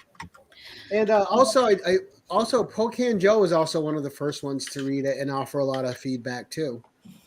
He would say that makes sense. I can see his feedback now. A sheriff comes into town, but he didn't bring weapons. He should fasten a spear made out of a pole and a shard of metal. Pocan Joe actually loved it. He said he kept reading it. He read it like 4 or 5 times. That doesn't surprise me. Yeah, I could see that. Like he was like super positive and just making. I wanted to put it in people's hands though that would tell me the truth. Yeah, I was say Joe's very methodical. How much I like it. It's my job to tell you what I didn't like about it. I'll tell you what I liked. I liked the image of a bunch of cocoons with just cocks shooting out of them. That's what I said. That's what we missed. What is the next one about? The next short story? Well, I'll tell you what. You have to turn into in the links in the mix tonight. It's like the Matrix. Instead of the pods, though, it's just like little dicks spritting out of each pod. You know what? I was visualizing. Hook up to them so that they can power the Matrix. Yeah, you just walk in. The next one has a darker. I know that's pretty much your fantasy world right there, lady. Yeah, fucking quick latch on, latch off, be done. I don't need to know your name. I don't need to talk. You know who I'm next curious book is called opinion Glory by Hole. is That lady fantastic first- book, Glory Hole quick. Oh man. Tyler won a copy, so I got to send one to Tyler. This is how I was visualizing that book as Lee I from was Black reading Comics, it. I'm curious about. As I was reading that book, Oh, I was visualizing a scheme of almost like a underground indie comic from like the 70s or late 70s or something like that. Like I could see all the illustrations coming together with all those images that you're putting out there. Like all the dick shots and everything like coming together like in a real like underground level type of illustration. Like, I think this would be a great property for Distillery because they put out that kind of adult content in their magazine format books. The only thing that we're missing was like that next sense. You know, we have all these senses that we interpret the world with, and that last scene of your book when the camera makes its way into that throne room, like I was just thinking, like, what the fuck must it smell like in there? Right? Oh, it can't be good. It can't be good. It can't be good. Honey? It can't be good. It smells like honey? Man nectar? Well, you can make the next edition scratch and sniff, so that could work out. No, so everyone keeps You asking know, for that the would sequel. really This be is a one-off. perfect for like, you know, the panty sniffers. That's a great The idea. panty sniffers, yeah, they're a thing. Just fart in a jar and sell it. Need nectar. Need nectar. Oh my god. Fucking will like put it anti-aging need nectar. Like put it around your face. I saw some comedian who basically made a joke as if like, yeah, if you need something for your face, honey, like I got something for you. Some need nectar, right? You know, like this shit has got collagen and all the fucking amino complexes your little fucking face needs. Now, when I finished this and I went back and reread it, the irony wasn't lost on me that as much as I can't stand Venom and symbiotes, is that I wrote a symbiote story. Kinda.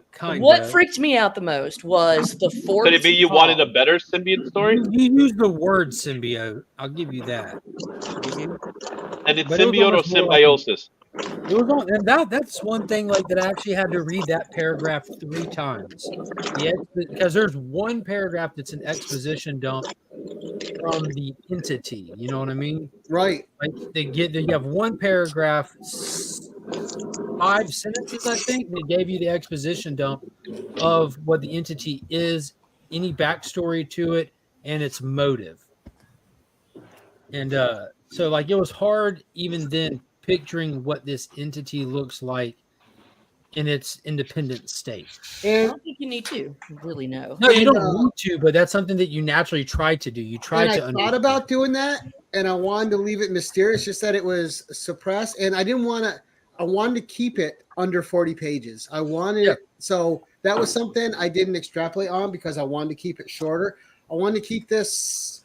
I want to keep this in under an hour read, where someone's going to fire up their Kindle or their phone, and they're stuck waiting somewhere, and they just pull it up and they read it real quick. Now, when I was sitting, like actually, like pondering on the book, like and like kind of like letting my mind fill in, like when you see something fantastic or read something fantastic, you want to continue talking about it. You want to like that's why sequels exist, because countless people that enjoy the property have been talking about and speculating where the story could go. So like I'm sitting there thinking about like all these things, and the entity has to be reptilian in nature based off what we have, because the only representations of it that we get is in the opening scene, and then when at the birthing, which is described both as reptilians, creatures that exist, And even her eyes start making a reptilian change to them once she starts evolving.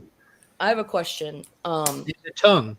Would this be a possible like anthology style in that what if this entity visits other women on Earth or other females in other places?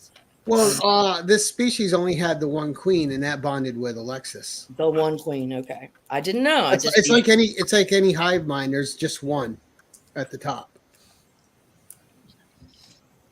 And one thing that we haven't seen is the proper king. nothing identified as. Ain't no kings in this bitch. That's not true. Why do we need a king? Thank you. Martin naturally is. That shit was Like, between why his do we knees. need a king? He's king consort at Can't there most. just be a queen? Yeah, his ass is No, consorting. To have a queen, it's a dichotomy. So, like, it doesn't mean that the king is superior to a queen. There's countless examples. It doesn't where need to be a kings king are- at all. It are just be peons. nothing. Like Martin would Nothing. clearly have to be some kind of dynamic to that. Well, yeah, because she clearly latched on to Martin, and she didn't go mate with anyone else. Martin was her guy from. But he from was day nice to one. her before. Previously, Martin had always been kind to her. And that was the thing with her. That was Martin. the only guy in her life that had ever been kind to her. Well, if you got that kind of action, you would be nice to her too. Throw a hole in the wall. Like, and there's, yes, C Bizzle. Anything I'm sending out to any of you winners, I'm gonna sign. Hell yeah. Gary hates me right now. I don't. Why? Why do you say that? Because I went out and I put the side copies on that thumbnail by accident in the beginning. No, it wasn't Not on that. yourself, CJ. So, you completely read my message wrong, and I'm gonna read the message. So CJ was hilarious, but he was promoted. I don't care. That's why I ordered 10 extra copies. I had originally messaged CJ because I wanted to give one out on your stream, Mark, and one on DJ's. I want to give one for CJ. I'm like, I ordered 10 copies. I want to give a signed copy out on each stream. CJ misread it as I had 10 copies for his stream. So I ordered 10 more. You would. That makes sense. Was that true? Oh, I didn't even realize that. Oh, Yeah, shit. so I'm like, all right, CJ just gave away 10 copies. I got to order more copies to mail out now. Fuck. CJ gave away all 10 to one person. You know what? We'll talk offline. I'll fix that mistake. No, let's hash it out right now, CJ. How much are you going to send him to cover the bill? Yeah, I'll cover it. That's you're basically not what I was covering saying. anything. I'll I'm cover. gonna I'll send cover the difference. No, you're not. Fight I've what Gary already says ordered them, today, just CJ. buy They're already 10 on more the way, and I'm going to make sure everybody that wins one gets their copy. and Just that make it's it up to signed. Gary. Send him a I bunch feel of like Venom Mark should be books. your publicist Yes, and your Venom. lawyer and your editor. What? I feel like Mark should be your publicist and your lawyer and your editor. And head of marketing, don't forget that.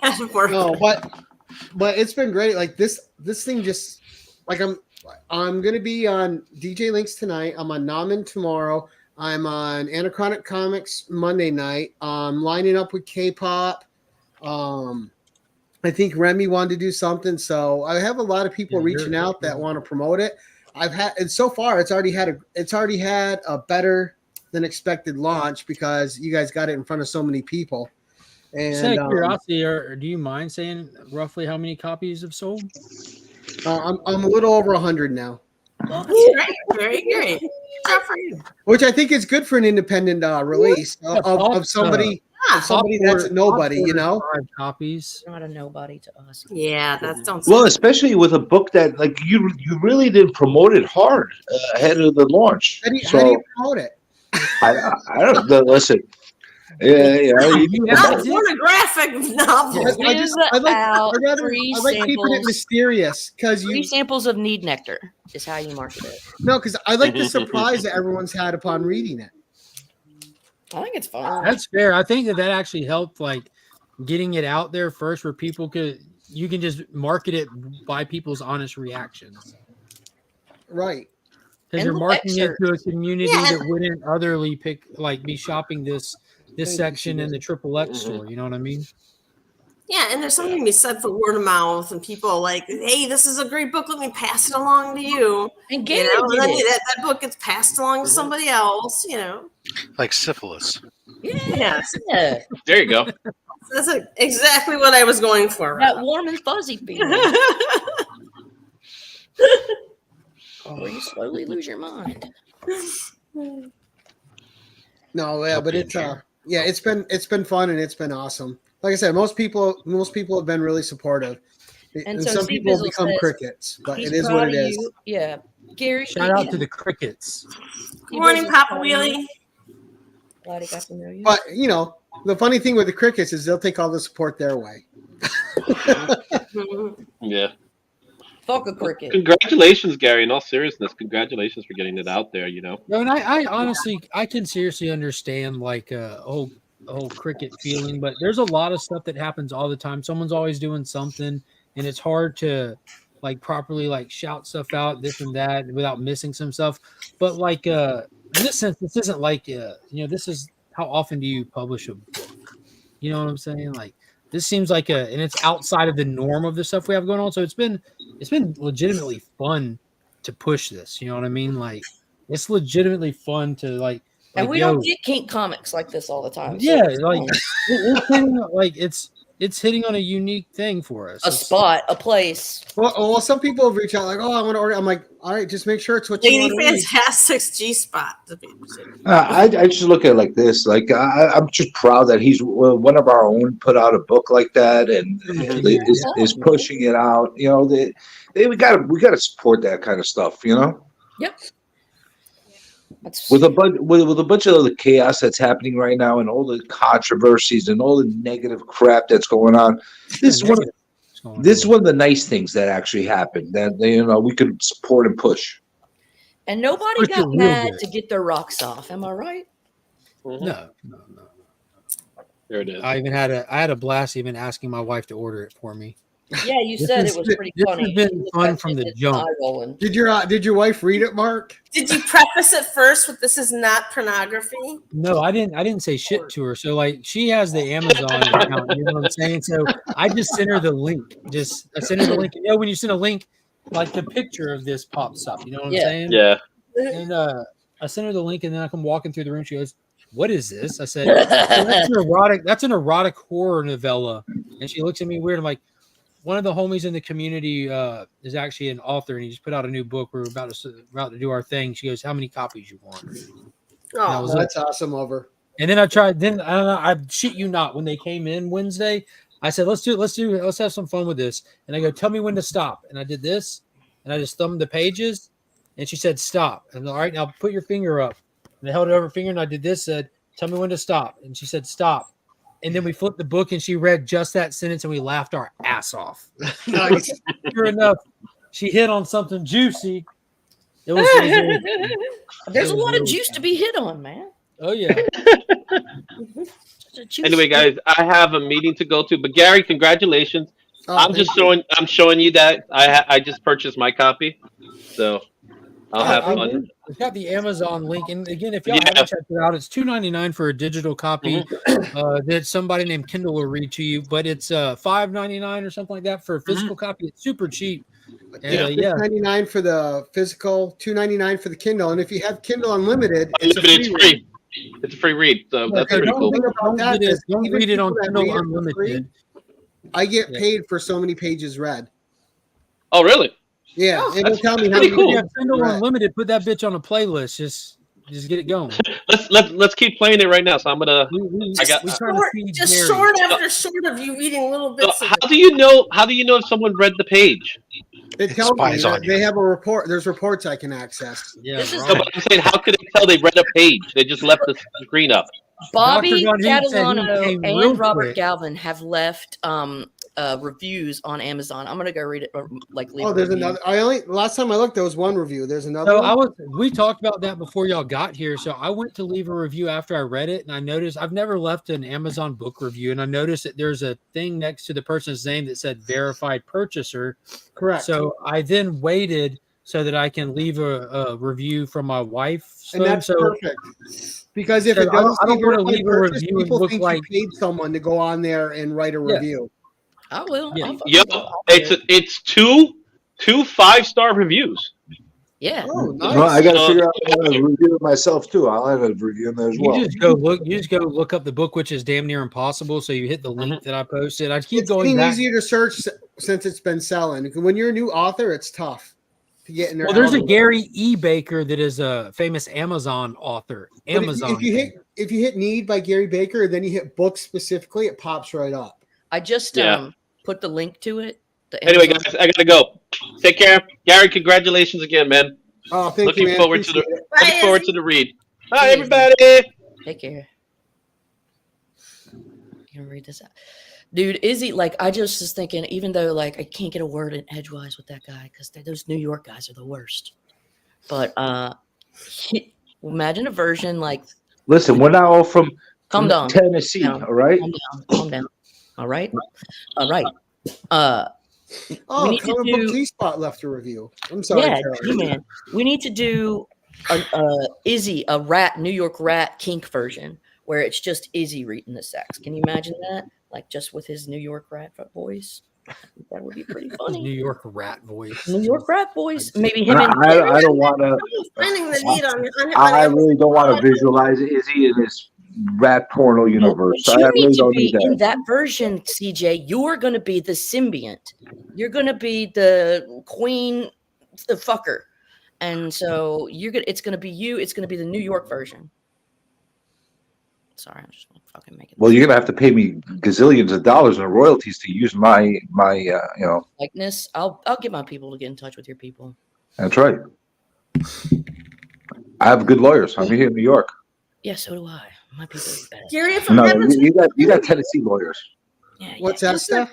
If I'm having trouble finding it on Amazon, what do I put under it? I put "Need" by Gary Baker. Yep, Yeah, and then Need. just hit books. Well, I'll tell you what, Gary. It doesn't show up that way every time. It really doesn't. Like I had to finagle a little bit as far as the search. It's not straight, coming up. Yeah, straight from I need Amazon. more descriptive terms. I mean, It's not the need, right? It's just the need, right? Just Need, yeah. Yes. Yeah, I put the link in the Did you thing, put- Stephanie. I saw that, but did you put your? I I can't. typed in. Here's the three things. I'm that so I typed. technologically bad. Type in need. Type in Gary Baker. Type in Amazon. All in the same. I'm on Amazon right now. Okay. But if you put it like that, you'll find it. It'll come down like if it doesn't come out as the first choice, it's going to come down at least the third, fourth. All right. Okay. But I think Mark has a link pinned too.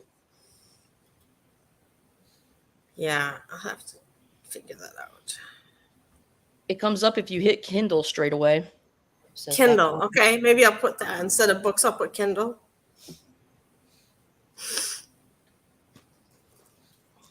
So, are you excited? Are you proud of yourself? You seem hesitant to bask in your glory. Well, I don't know. I don't know if it. I mean, it's nice that the community has embraced it and that it's getting good reviews.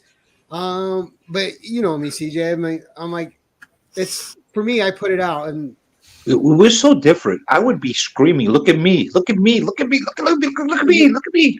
You know that's not who I am. I'm not the spotlight guy, CJ. Wow.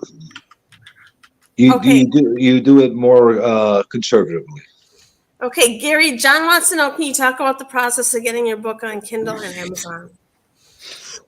How about like one of the mods put in a link for the thing, and they could just click and go straight there. Right, you That just could go work. to KDP Publishing, and it details how you have to format it and everything you need to do. There's a hold and just to do it, and then once you submit it, it has a whole like 72-hour process of approving everything and making sure that it's not copied from someone else's literature, stuff like that. So, Let me see if but you want to go to KDP Publishing, and that explains everything you need to do to self-publish. And CJ, you hit it on the nose earlier. Self-publishing, something like this, although it's not difficult to do it, it's the same as underground comic publishing, right? It's just this is underground because it's just being done by a person with a couple friends helping and getting it out there, right? Because what's the name of it again? What's that? Oh, KDP Publishing. I'm just doing KDP Publishing. KD is in dog. Yep, and P is in Peter. I thought you were gonna say P is in penis. No. Is there any chance this will get in the bookstores? I don't know the route I went. The route and the reason I went through Amazon is, you know, Does that stand for Kindle Direct Publishing? Yeah. So the reason I went through Amazon is, you know, if I did the other one and it got in bookstores, I know people that have books in bookstores that just sit there and they don't do anything. This, I don't have to worry about that happening. I don't have to worry about paying for books to be printed and put out there that don't sell. And this one instantly gave me worldwide accessibility to anyone that wants it. Like it was instantly available in the UK, and DVH got it. Yeah, but it's instantly available in like Denmark, Germany, Australia, all over the world. It's like Japan, a bunch of different markets. Instantly accessible. Yeah. To be in It's all regular print on bookstore, demand. to be on a and- regular bookstore, you'd have to go through either a publishing company and get a deal for them to get the Right. distribution, or else you would have to self-fund the global distribution, which Gary's not that wealthy. Correct. And I disagree. He's wealthy in spirit. But I said not that wealthy. And putting it out there on KDP, a physical copy is one thing, but most of today's audience and most of today people read on the go and they read through digital devices. It instantly gives me a Kindle market and a physical market. Which one have you sold more of, Kindle or physical? Because of you guys, physical. We're trying to keep it alive, baby. We're trying to keep it alive. Physical media. You know what's cool about this? It's weird because I have. Well, this is at such an affordable price that you can get a few and you can take one and put it in your back pocket and take it with you on the dangerous New York subways and read it there before you get jizzed on by a subterranean subway person. Right? That's a callback to this entire show at this point. It is. I've been listening the whole time. I was just out having so I was making chili while I was listening to you guys. I was grocery shopping. Physical is the best. But I wanted both formats to be able to be available to people. The only problem with the physical is you could accidentally hurt your finger and then not be able to sculpt. Yeah, or barely type. Look at you. Actually, It's Caroline funny had that the best. Fucking me. Typing with the bad hand. Caroline had the best comment on TM Nerdy Show. Did Travis I? asked her how many pages it was, and she goes, "Well, one now. They're all stuck together."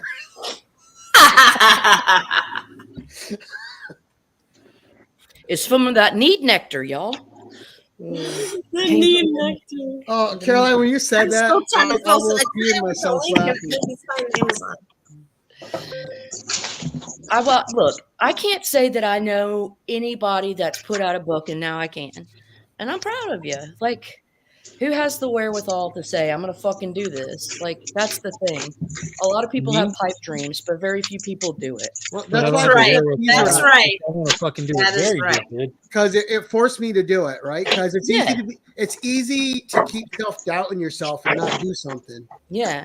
To put yourself out there is a new place of vulnerability, but it also gives you a sense of accomplishment. Because if you just leave yourself to your own devices, you'll find 1,000 reasons a day to tell yourself why you're not good enough to do it.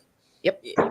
I gotta say, the difference You live a between different life than me. ordinary and extraordinary is just that little bit extra. And Gary's got that little bit extra. Oh my God, you're a I coach. always tell myself that, That's from a God damn it, I'm good enough. Hey Gary, what made you choose the size? I kind of like the size. I didn't choose a side. Amazon did that. I don't get that choice. It's just I get to publish it and they choose the size. I like the size that they did though. They chose multiple sizes as per Mark. Right? Yes. Transformative sizes. Much like Martin's dick in the book, these books It grew that much. It's a massive amount. Put the shortest and the longest next to each other, and you'll know. Okay. I have them in actually short. Well, just do them in like Martin Day 1, Martin Day 2. That's right. Your book will get bigger as you go through the story. So Mark must have read Esteban, that just do it. Don't, because if you don't do it, you never will. You just got to do it. Yeah, you can like boobs. It doesn't matter because people are gonna like and hate it, and you can't control that. You just got to do it. Well, You're gonna you have can people also that put it support you, out there. and people Don't that tell don't. anybody about it, and just see what happens. At least it'll be out there for whoever might find it. You know, that's ripping the band-aid And I off. was determined, even if I published it and sold 10 copies, at least I did it. How many? And if you're gonna do it, make it sexy. Yeah. Yeah. Which means don't have CJ touch it. Comics are like boobs. They look great on a computer, but I'd rather hold one in my hand. CJ had good feedback for me when I sent it to him. I'd rather hold two, but No, that's just CJ's me. not a bad guy. I just have to keep him close to Jesus because he's. I'm the best guy ever. I know, but you need to calm You down. gotta I'll say tell that him while you're to know sitting that. here right next to me. Come on. You're a good guy too, but I'm the best. This guy. You need humility. It's That's all why. about having confidence. You have to have strong confidence in yourself. I'm very confident. I have nothing Use but something. that.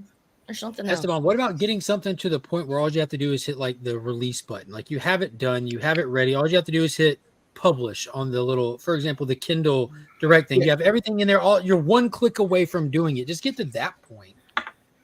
Right. And then that click is called submit for approval. Yeah, just get it to that point. No one, it's not out there. You're not there until you get and there. even and what they also do is you can there's plenty, if you don't have someone that's doing art for you, there's plenty of public domain images you can use that are accessible. Yeah, look at YouTube thumbnails. They're everywhere. Dude. It only took me 20 minutes, but I finally found it. You did? Fuck yeah. We'll go watch it. But yeah, anyone. So CJ, anyone that want a copy from me on your show, I'm sending it out signed. If someone doesn't want their copy signed, let me know. I won't touch it. Well, we'll continue this conversation later offline because I need to because there was something else I was going to do as a continuation on that. You hash it out here.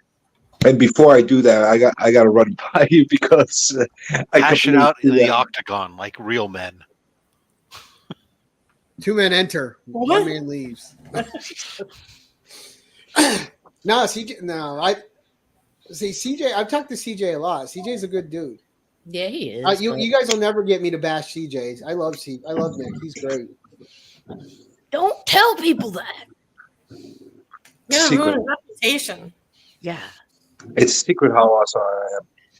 I'm secretly awesome. I don't know. We've talked for what now? Like at least a year. We've like.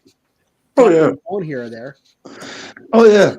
Listen, it comes down to like commiserating with each other about our own stuff, and turns into other stuff. So it's good. CJ but if I talk to CJ on the phone, we don't talk for 20 minutes. We're 3 hours later, like, all right, dude, I got to go to bed. So you're a married couple, basically. Like you and Norman are married.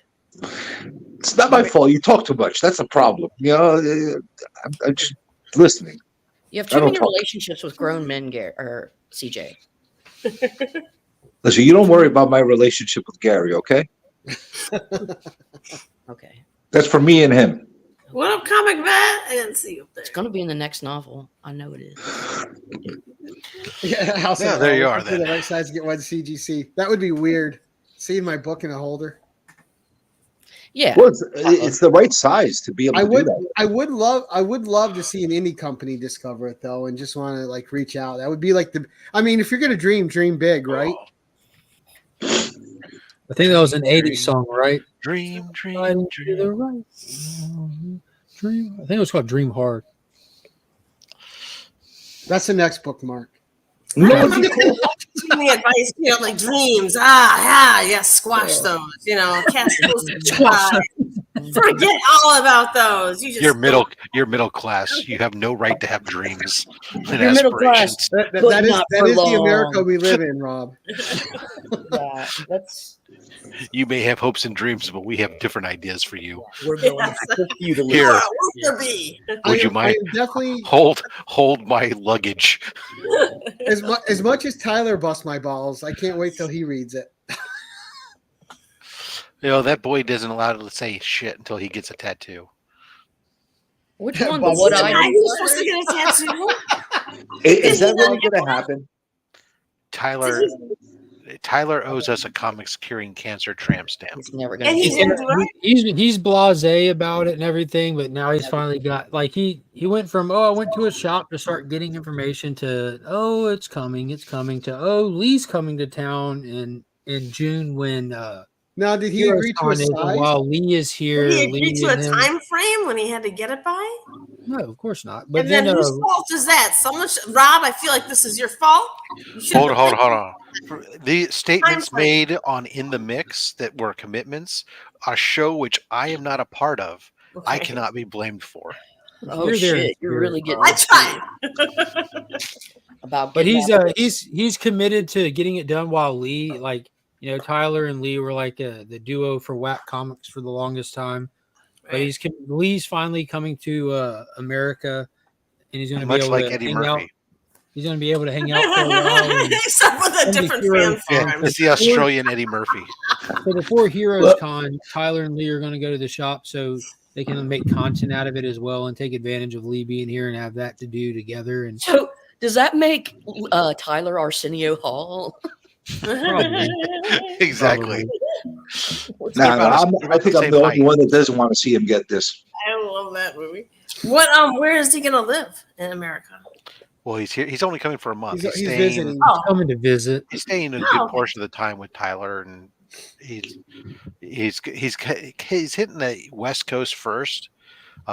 He reached out to me, but he was initially going to LA, which I explained to him was a lot of kilometers away from me. Pretty far away. I mean, it's don't get me wrong, it's closer than Australia. Depending on how long you're here, we can make it happen. But I mean, it's not exactly like just tell me you'll see him at Heroes. Like a day drive, it's not exactly around the corner, right? So he's looking at stuff because he might come to San Francisco instead of going into LA from there, in which case I told him, I got an extra room he can stay at while he's here until he goes back to Indiana, whatever the case is. But I like how he's saving the best for last, and he's going to the West Coast and working his way to Heroes. Well, is he going to New York last? Is that why you're saying best for last? No, he's not going to go to New York. Rob, I have a question for you. I'm sorry. What would you show him in San Francisco right now? Oh, well, everybody wants to see the fucking Orange Bridge, so they could go see the Orange Bridge. Oh, that fucking family.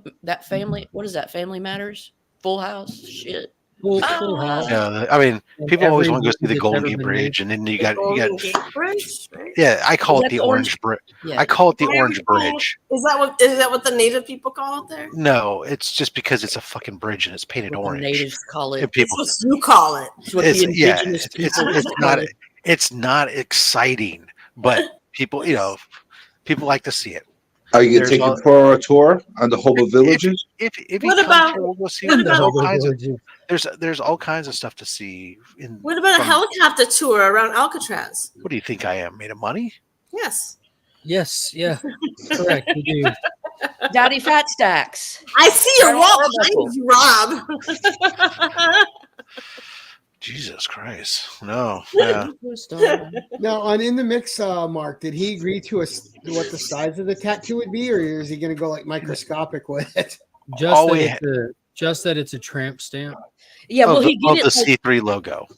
He also never said if it's going to be removable or not. You know where the chicks get the tiny tramp stamps, like where their hips are, where the V Yeah.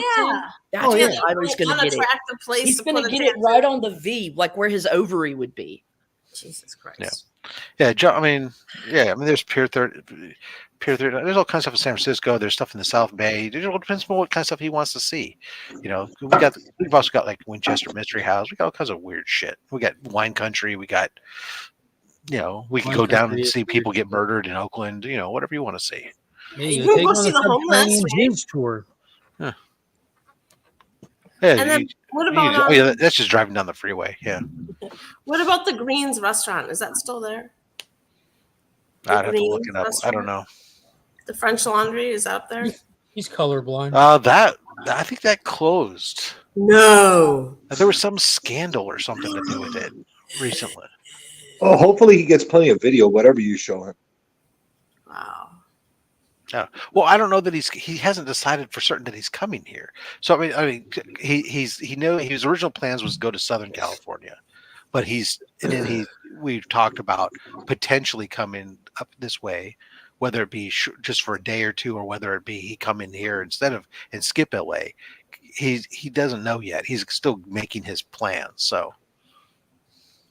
Okay. At least last time I talked to him. It's hard. Like, it's hard to be able to get a lot of different areas in America. Like, it's kind of big, especially if you're making that long trip. 30 days sounds like a lot, but when you start splitting up between cities, it's hard to get a lot of good stuff in. You got to hit a few big ones, and then that's it. Because if not, you're going to spend the majority of your time on the road. Well, we know Tyler's going to show him the cornfields. Yeah, I guess he's the probably French. there I guess right the now. French Laundry's still open. It is? Yeah. Like Tyler doesn't sleep. He just goes into a cornfield and puts himself on a scarecrow stick. And that's like just what Yeah, it's funny seeing all the pictures with Tyler, and he's like a foot and a half taller than everybody else. Yeah, he's fucking tall. And like Lisa's short, so there's like, He's a big boy. well, he's corn fed. Yeah, he's a big boy. Midwesterner. Lee can handle him. Lee lives in a country where everything you touch can kill you. I thought he would have been bigger though. Like, honestly, when I met him up front, I thought it would have been big. I thought it would have been like the size of Lurch or something like that. He was a kite Lurch size.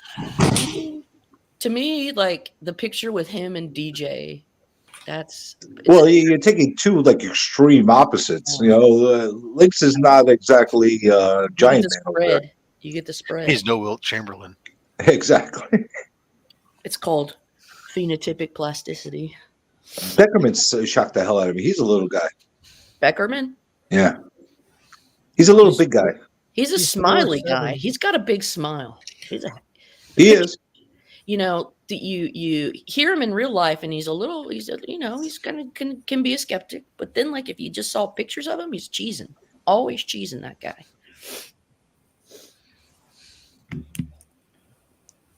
He's our mild mannered Beckerman. I like him. He's cool. I'm gonna get out of here. I gotta do work and shit. But thanks for having me, dudes. And Gary, keep writing, dude. I'll fucking buy it. No. Thanks, Caroline. All right, you guys Mark, take care. Bye, like Caroline. Did you pre-order that book? See you. The one by Tom King and the artists and stuff. The Animal Pen?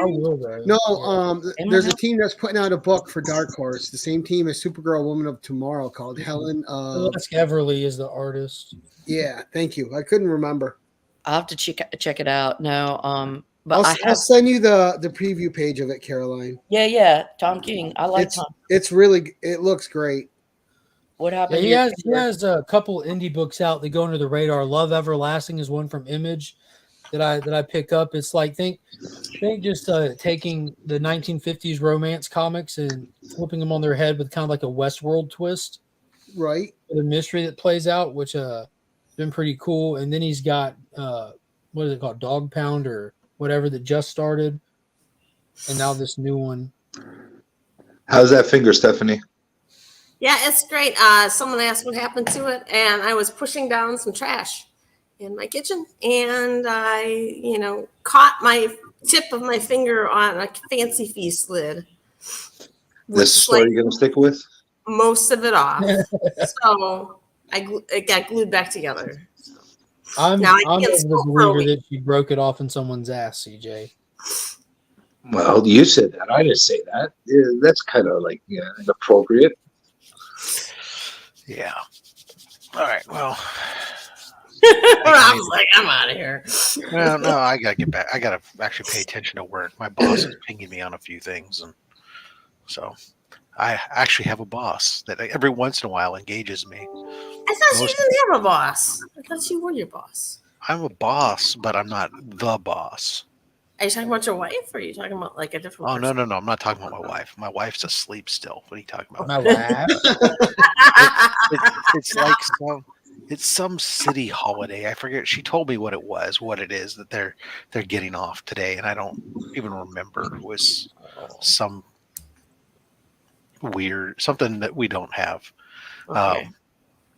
But she's getting ready to travel up to go see our youngest in Oregon this weekend. But no, I was talking work.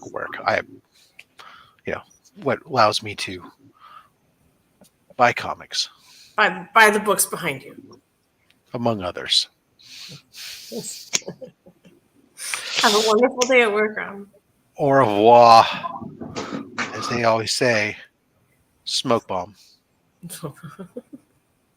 Poof. And there were 4.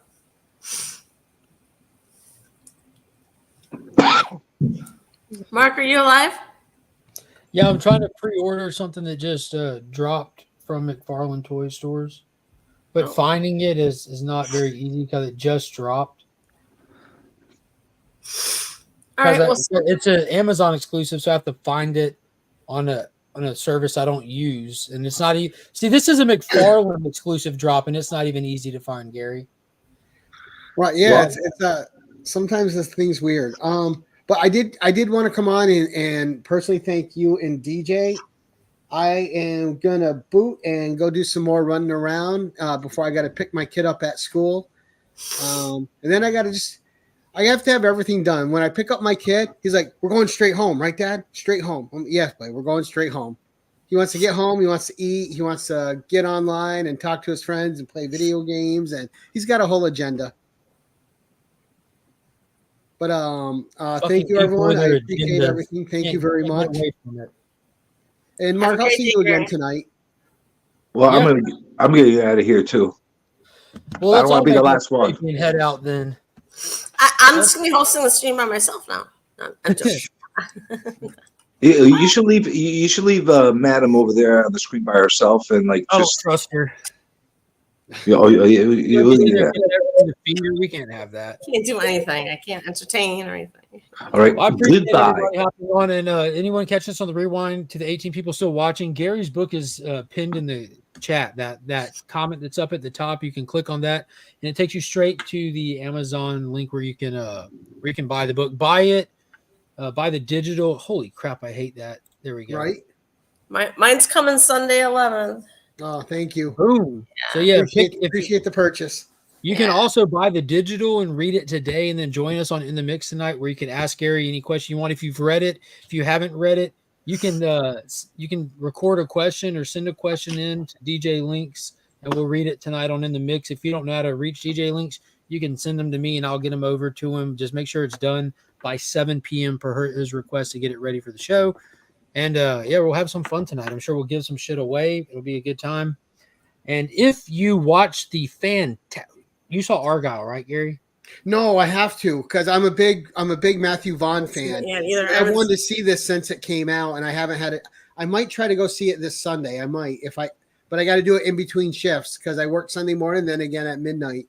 I'll tell you, if you're a Matthew Vaughn fan, it's one of those people you kind of recognize his body of work and you see his style, you're like, okay, that's a flavor I like. You know what I mean? Like he doesn't make bad movies. No, he doesn't. It's a blast. Like some people, I think, went into it thinking it was like a stereotypical something, but it's a Matthew Vaughn film. They tell you in the trailer from the twisted mind of Matthew Vaughn. You know, like he makes a very specific style of action comedy. Over the top. We're going to leave reality with these movies, you know. And that's the reason why I love Bullet Train. I thought it was a very Matthew Vaughn inspired movie, although it wasn't made by him. The dialogue was fantastic. The characters were great. Aces and Matthew Vaughn had a baby. Bullet Train. Yeah, but this Sunday night for Out Weeks In, we'll be doing an Argyle spoiler special. It's going to be a blast. We're going to be talking that because we refrained for a week because this is a movie that you can only see it for the first time one time, because after that, when you rewatch it, which it's very rewatchable, you're not going to be watching the same movie through the same lenses. There are mad plot twists and spoilers that change the way that you'll view the beginning to the end all over. Oh, Gary just sold something. But yeah, I'm excited for that. So if y'all have seen Argyle and want to talk spoilers, or if you don't plan on seeing it and want to know about it this Sunday night at 8:30, we'll be doing that on top of the regular comic spoilers, news, and review. So see everybody there, and until next time. Bye. Peace.